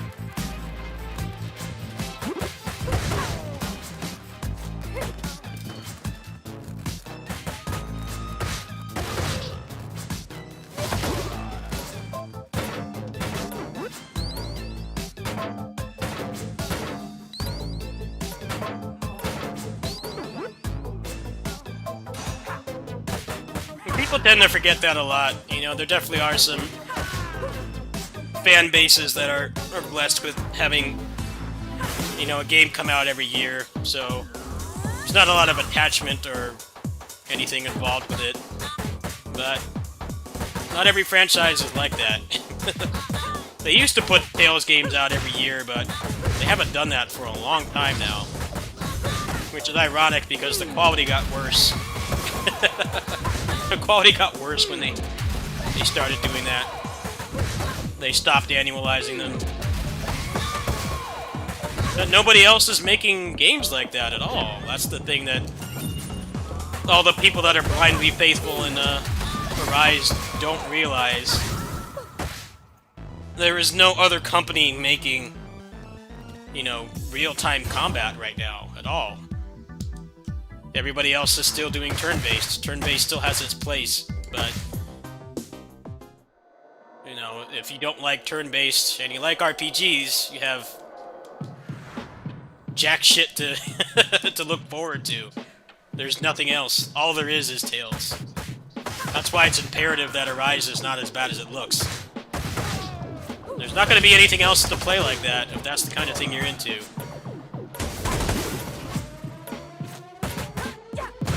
You don't have a luxury of a large selection of games to choose from, like with FPS games and sports and, you know, other more popular genres.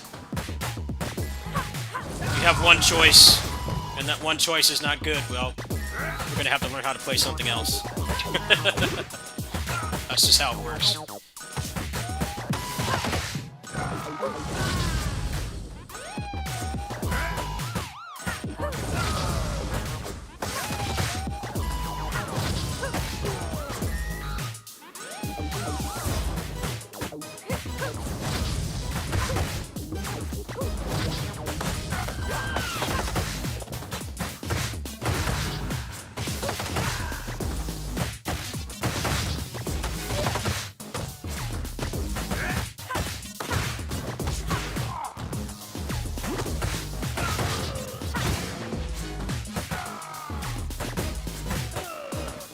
Yeah, hopefully Final Fantasy 16 is good.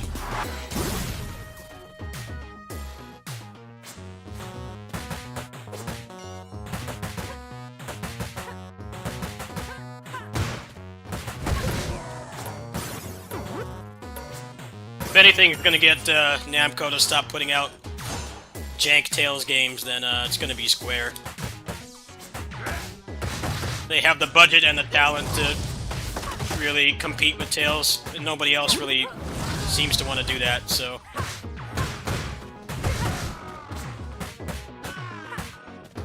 Arise ends up being Kusage. I think it will probably be better for the the franchise as a whole.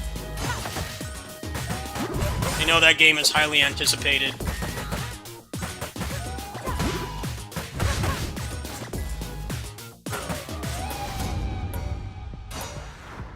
That's why I play a variety of games and genres. If I only played Musou and character action, I'd have nothing to play.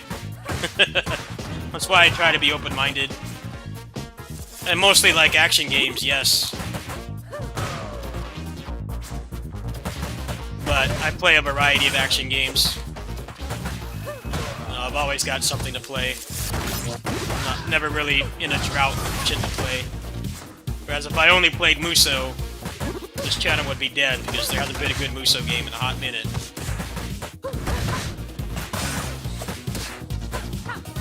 I know you guys like that I look for underappreciated games to cover and stuff. That's one thing I really like about doing this is it doesn't pay financially, of course, but I like giving other games love that other YouTubers won't touch.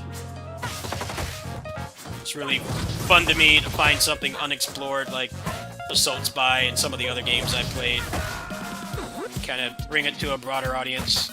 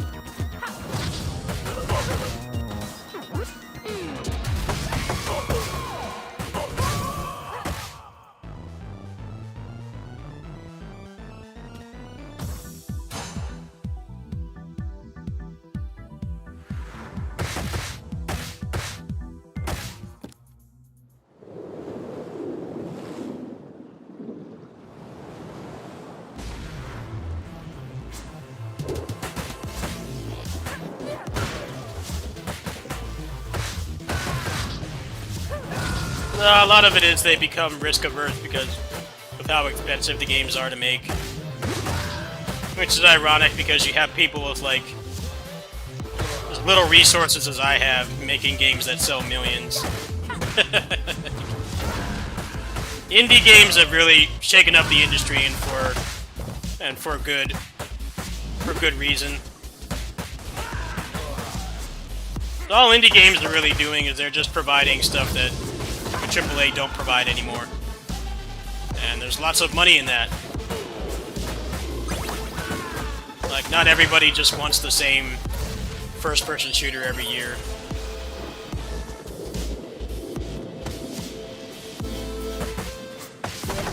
Now that game development has gotten to the point where it's obviously still really hard to make a game, but there are resources to do it from home. We're getting a lot of really cool stuff like this coming out. The game I'm playing right now was made by very few people, and it's better than a lot of other efforts to make this kind of game.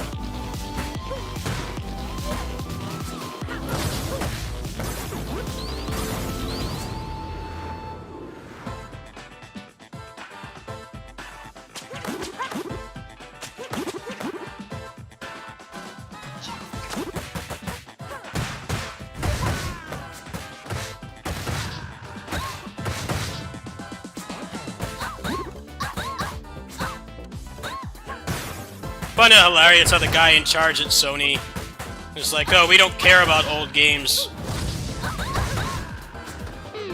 It's like, well, when your console came out last gen, there was nothing to play but old games. The entire, like, first 2 years of the PS4 was nothing but remasters. And cross-platform games like Call of Duty, which you could still play perfectly fine on the last-gen console. It's hilarious that they're saying that. Make no damn sense. Ironically, the PS5 is the exact same thing. There's barely any exclusive PS5 games. They're completely coasting by on remasters. When the guy says he doesn't like old games, it's like, well, I remember when the PS4 came out. I didn't get my PS4 until like 3 years in. It was only around that time it felt like it actually had games that required me to upgrade. But that shit was a barren wasteland. It was nothing but remasters. Here we are with the PS5. It just came out late last year, and it's still like 75% remasters. How can you say you don't care about old games when it was literally the only thing you could play on the damn thing? It's actually, the situation is worse on the 5 because they actually have full backwards compatibility, and they did not on the PS4. Like, preservation matters, and you can't possibly say that you don't care about old games when that was the only option.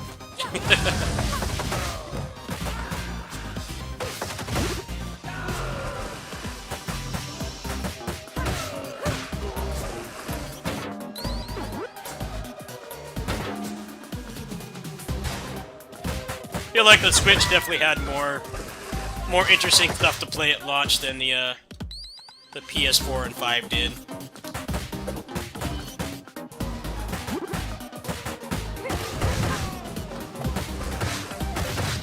The thing about the PS5 is it's worth having just because it's so hard to get, but there's not really much incentive to upgrade, in my opinion.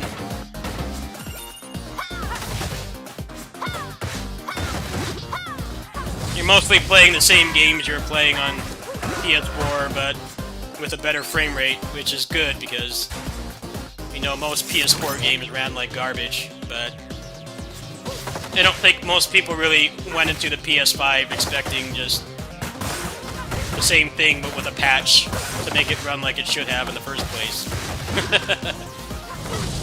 That's not what people were really had in mind when they went through hell and high water to buy that thing.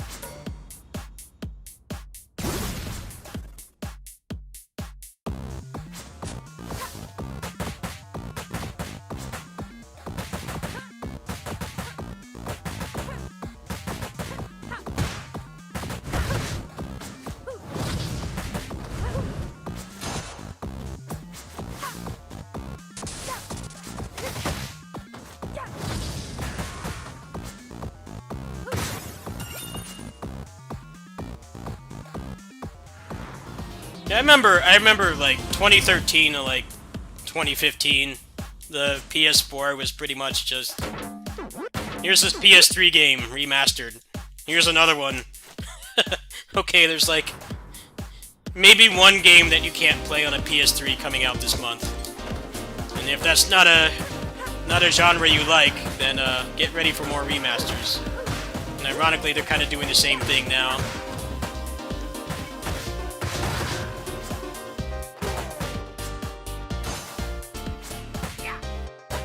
I guess the problem with the PS5 is that, you know, obviously it takes a really lot of decisions to, you know, decide whether to do something as big as launch a new console. They were already set on that date for ages, but the time they put it out was bad for a number of reasons. The pandemic, and then the fact that most of the AAA exclusive stuff was not ready. So, it ended up in the same situation that the 4 was in. Obviously, the 4 got some really great exclusive games later on, but man, if you bought that thing at launch, you were playing the same thing but in 1080p.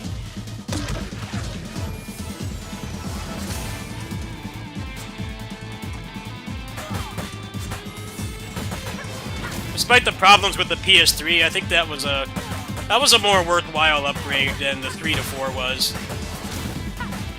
There weren't any remasters at that point. Very few. It's mostly like they had a lot of really heavy hitters out at the start that made you really want to have one.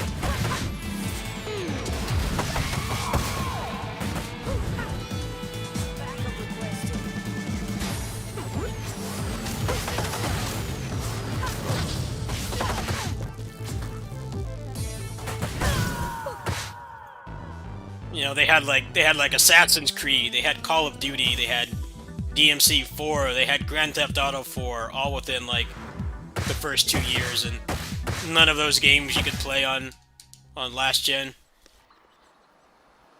The PS3 transition was bad because of the price and how unstable the hardware was, but library-wise, I think that was the best library they had within the launch window. They had a lot of really high-profile stuff coming out. The 4 and 5 have been a pretty big step backwards. Unless you didn't play those games on PS4, in which case there's lots of really awesome stuff to play at a good frame rate, but if you were an avid PS4 gamer, there's still not really that much to offer on there.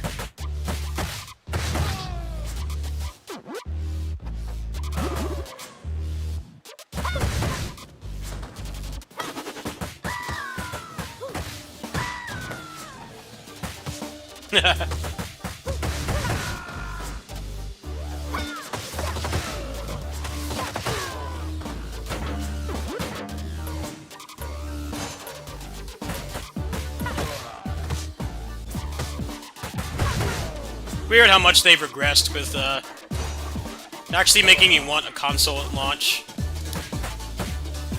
It's been like a good 15 years since they've given people a legitimate reason to transition.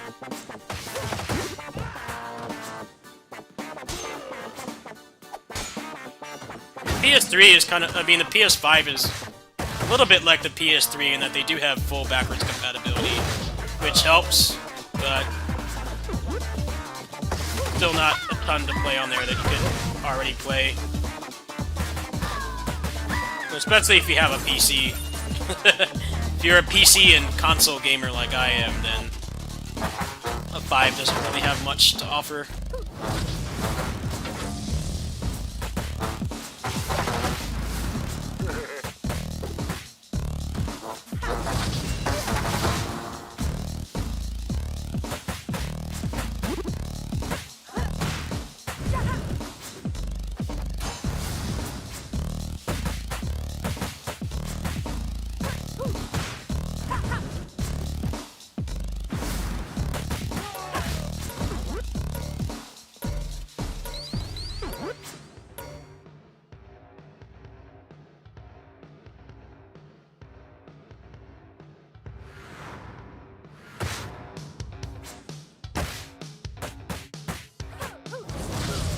What did he say?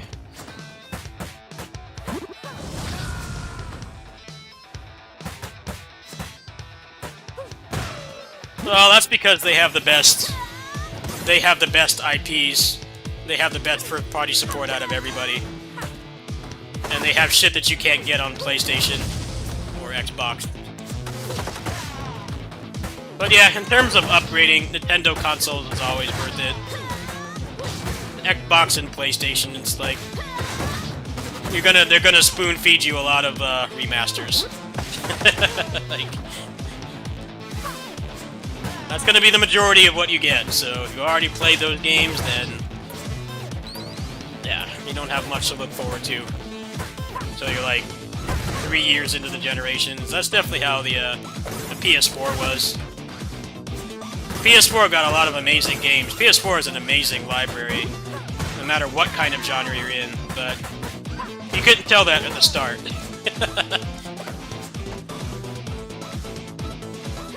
At the start, it was just regurgitated PS3 games. A very small selection of exclusives.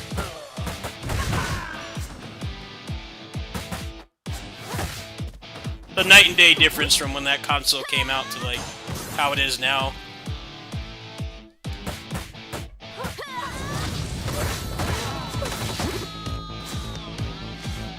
There's still games coming out for it, like, almost 10 years later.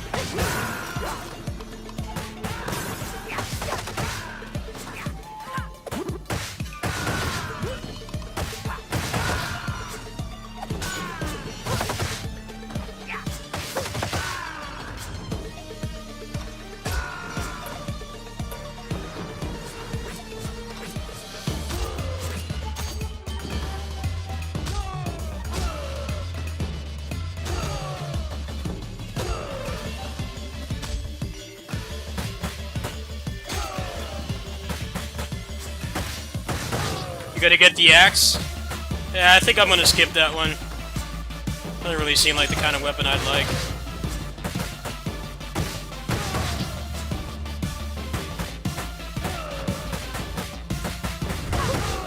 I want Cerberus. That's what I want. I'm looking forward to that. I'm sure it's coming soon. They're adding a lot of his legacy weapons. It's just a matter of time until they put that in.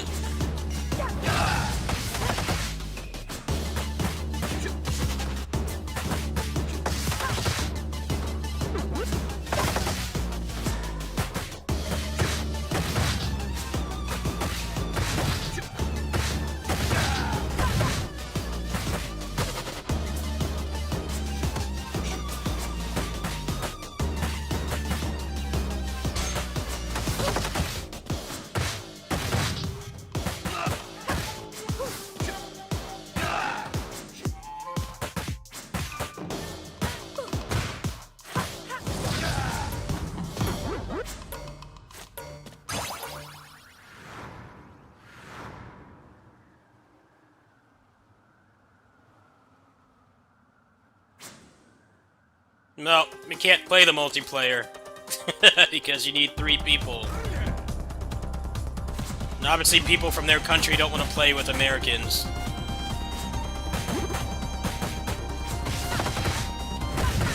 And I'm not saying that for racial reasons, it's just the netcode. Same reason why we don't want to play with them in fighting games. These people that aren't shitheads, they aren't being racist, it's just the netcode does not really allow you to play internationally. I couldn't care less about that.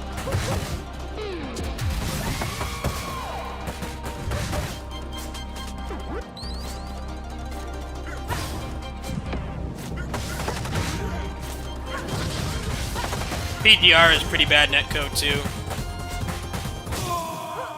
Feels like your dodges come out like half a second after you push the button.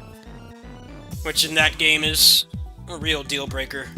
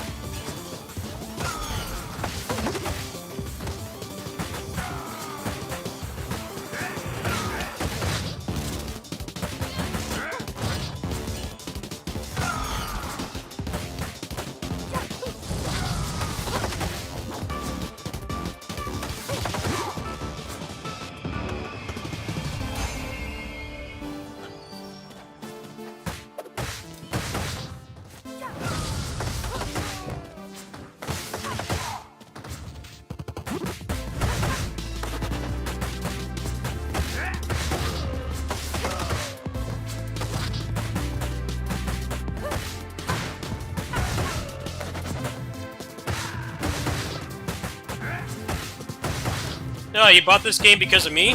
That's cool. Yeah, I was a beta tester on this.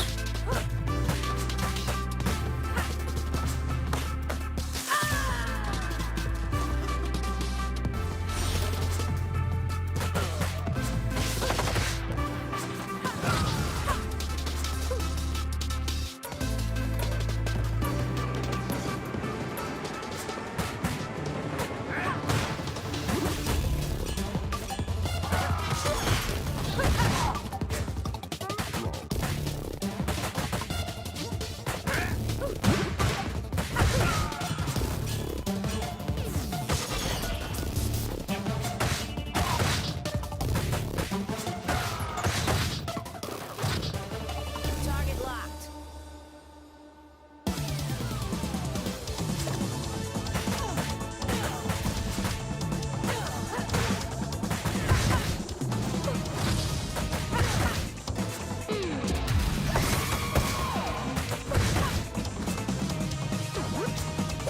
Backup requested.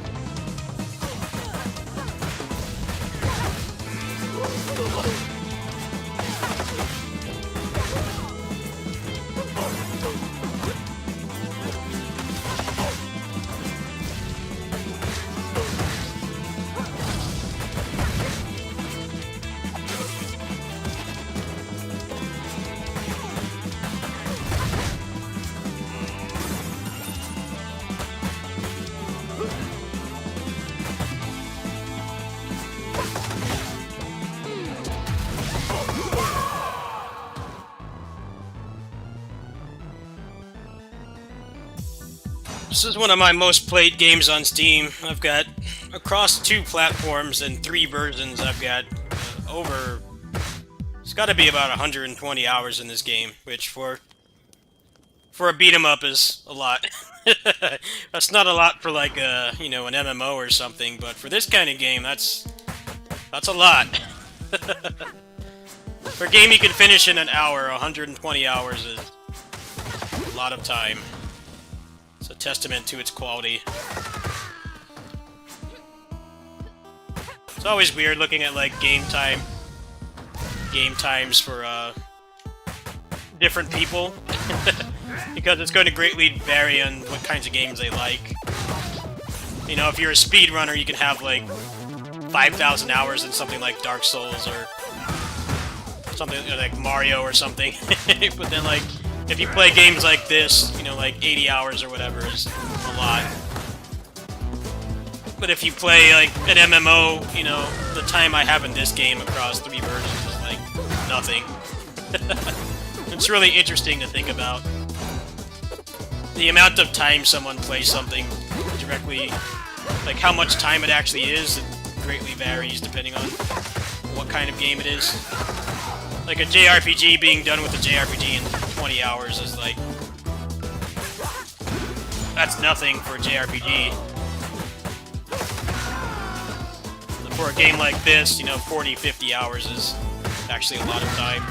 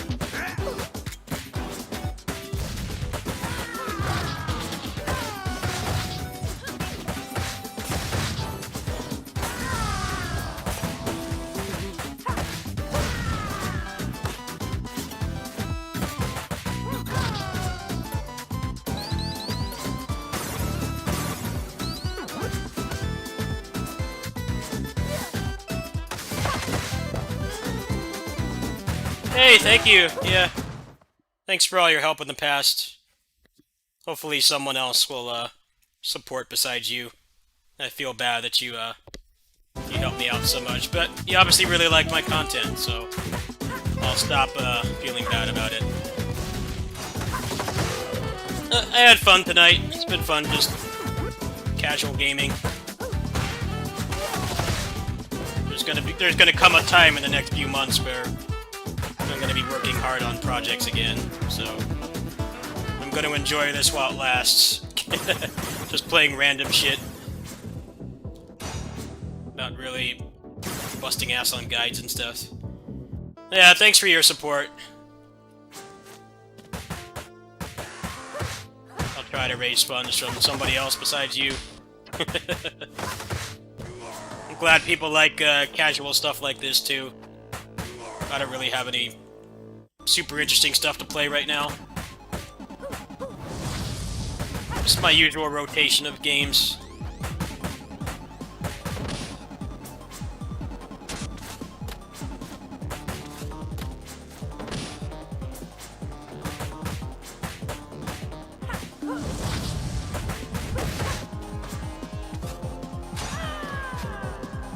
I don't know why I did this. I'm like, not thinking straight. Oh well.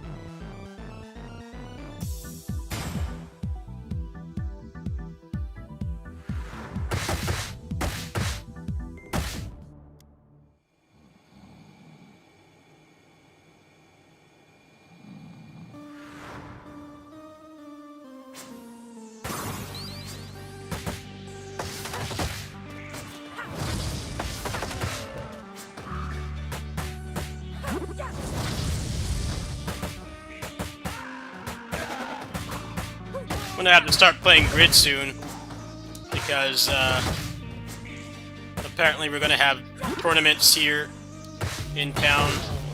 I wasn't aware that there were enough people playing that game to in town to make a bracket, have a functional tournament, but apparently there are, according to the person I know who works there, who's in charge of all the tournaments and stuff, so that game's gonna go back into the rotation soon.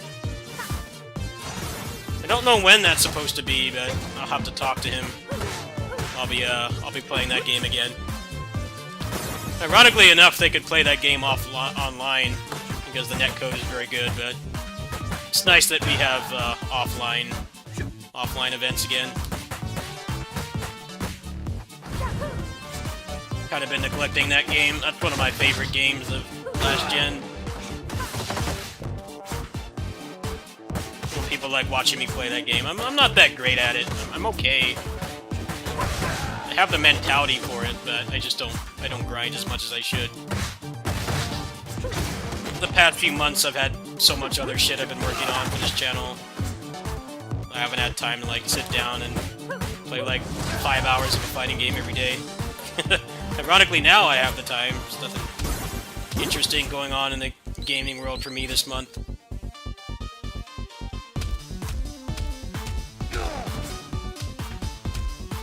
Mostly Dragon Ball, Tekken, and Smash are the big FGC stuff here. Samurai Showdown was popular for a while, but the netcode killed it. Surprise. They really liked that game too, but that game unfortunately came out with shit netcode like right before the pandemic, so as soon as that happened, the game just became unplayable.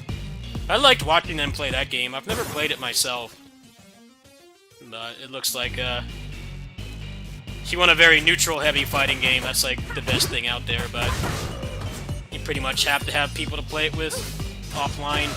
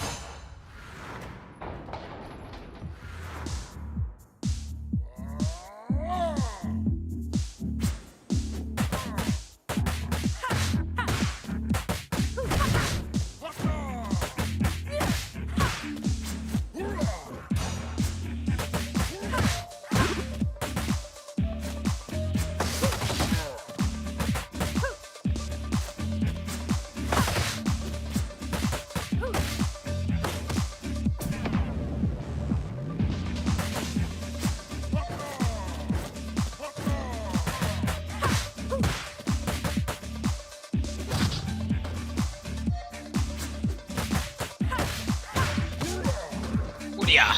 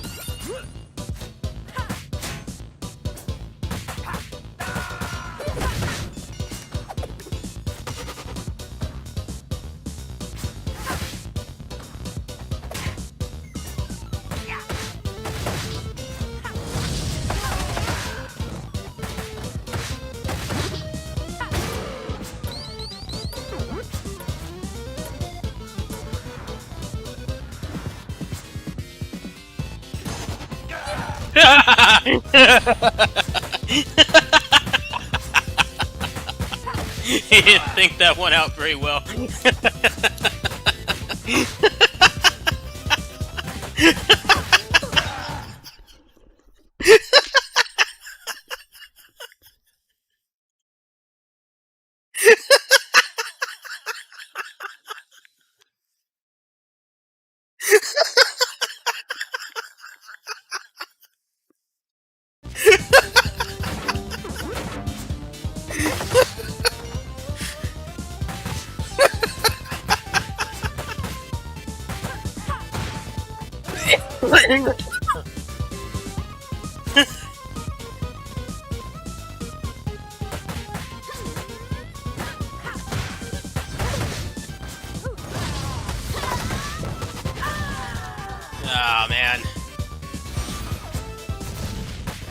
playing very well right now. Game's almost over though.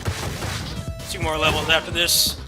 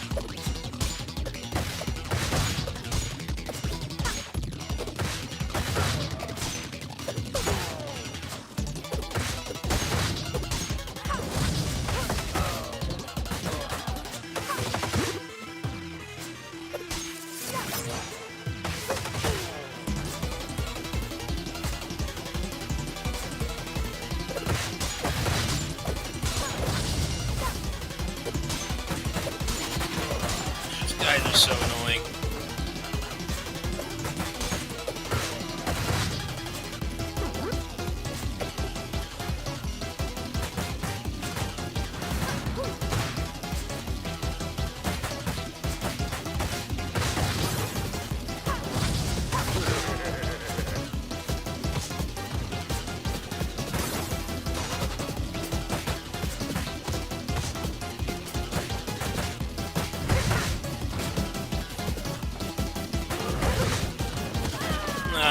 on, I hate those guys. I hate the armor. It's just obnoxious. Can't get them out of it.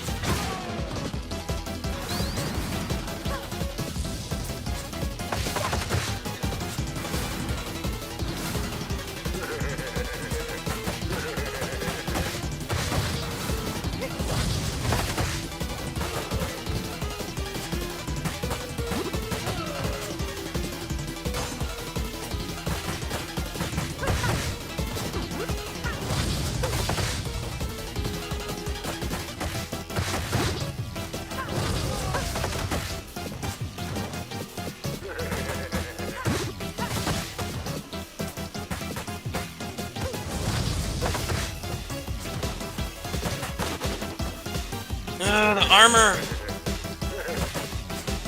Get used to this for Tales of Arise.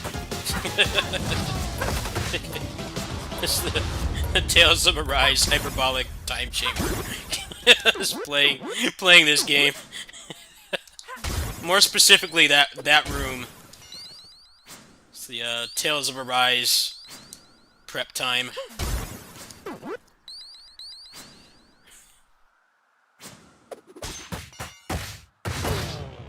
Alright, good.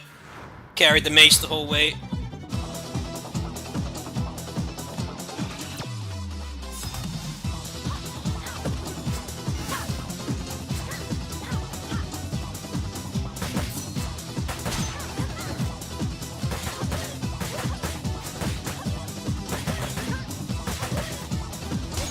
She gets out of it. Can't do grab loops on her. This boss is one of the worst in the game. Just obnoxious.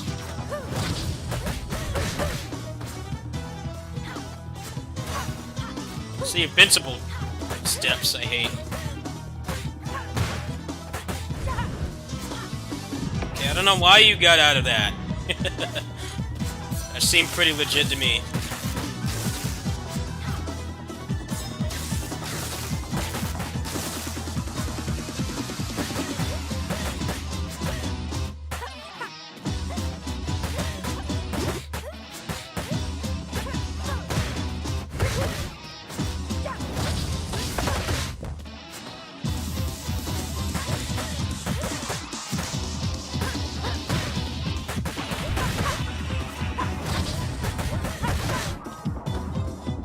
Good fight.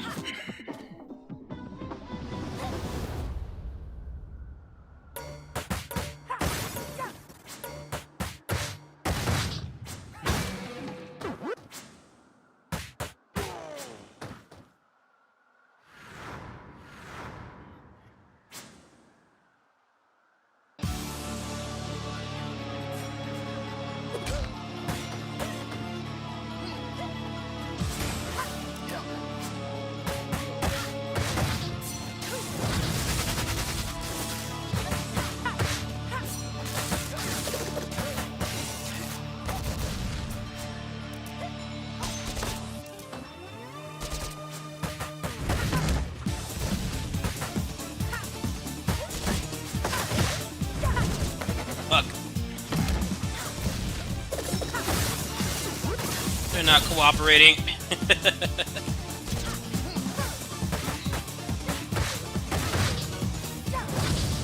Gotta get one of them to half health.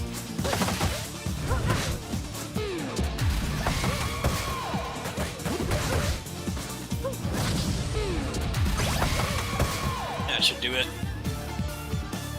Alright, GG. That's the hardest part. You gotta get one of them to go in the mech, and then you just use the mace. And the robot just melts. This track is really good. You're not gonna get to hear much of it, though. Get over there.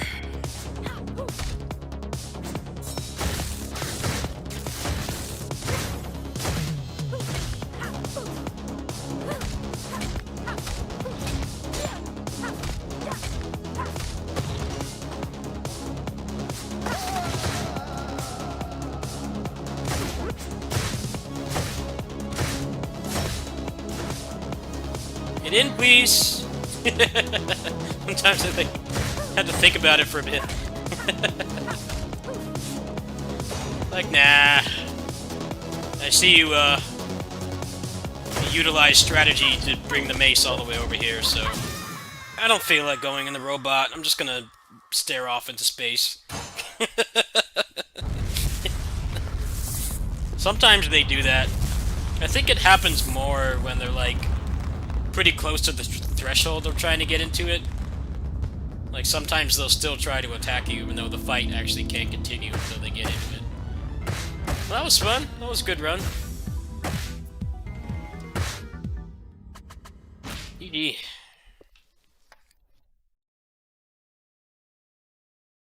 Trying to not play Shiba so much. It's a little bit more interesting.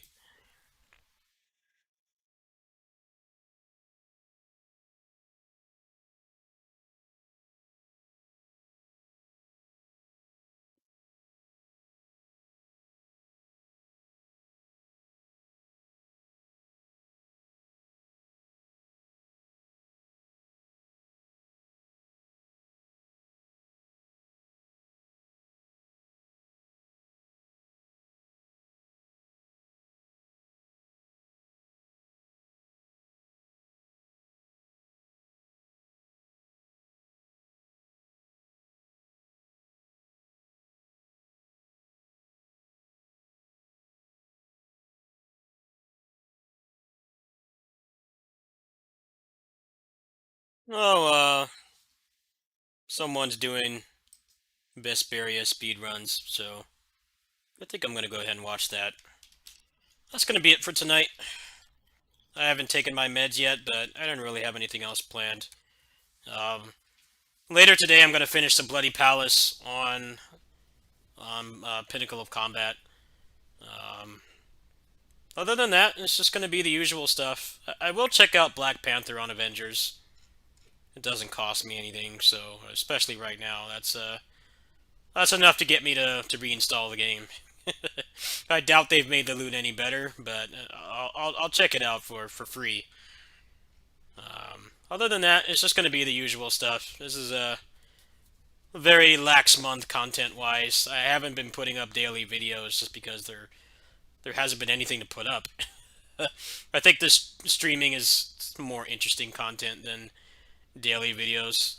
Pinnacle of Combat stuff that doesn't really get that many viewers, so and I'm really only playing service games and games I've covered to death. I think just streaming every day is good for now, but when Arise comes out, and I don't know if there's anything else next month, but in general, that's going to be early in the month, so provided I don't completely hate the game, that'll be the next time I'm doing like daily videos. Otherwise, my daily content is going to be pretty much what you just witnessed, just streaming, kitty sitting streams, service games, and stuff. Um, Actually, Metallic Child comes out on the 16th too, so I'll be playing that as well. Other than that, probably like 30XX updates and stuff. Alright, well, support me if you want. It's greatly needed right now. I'll see you guys.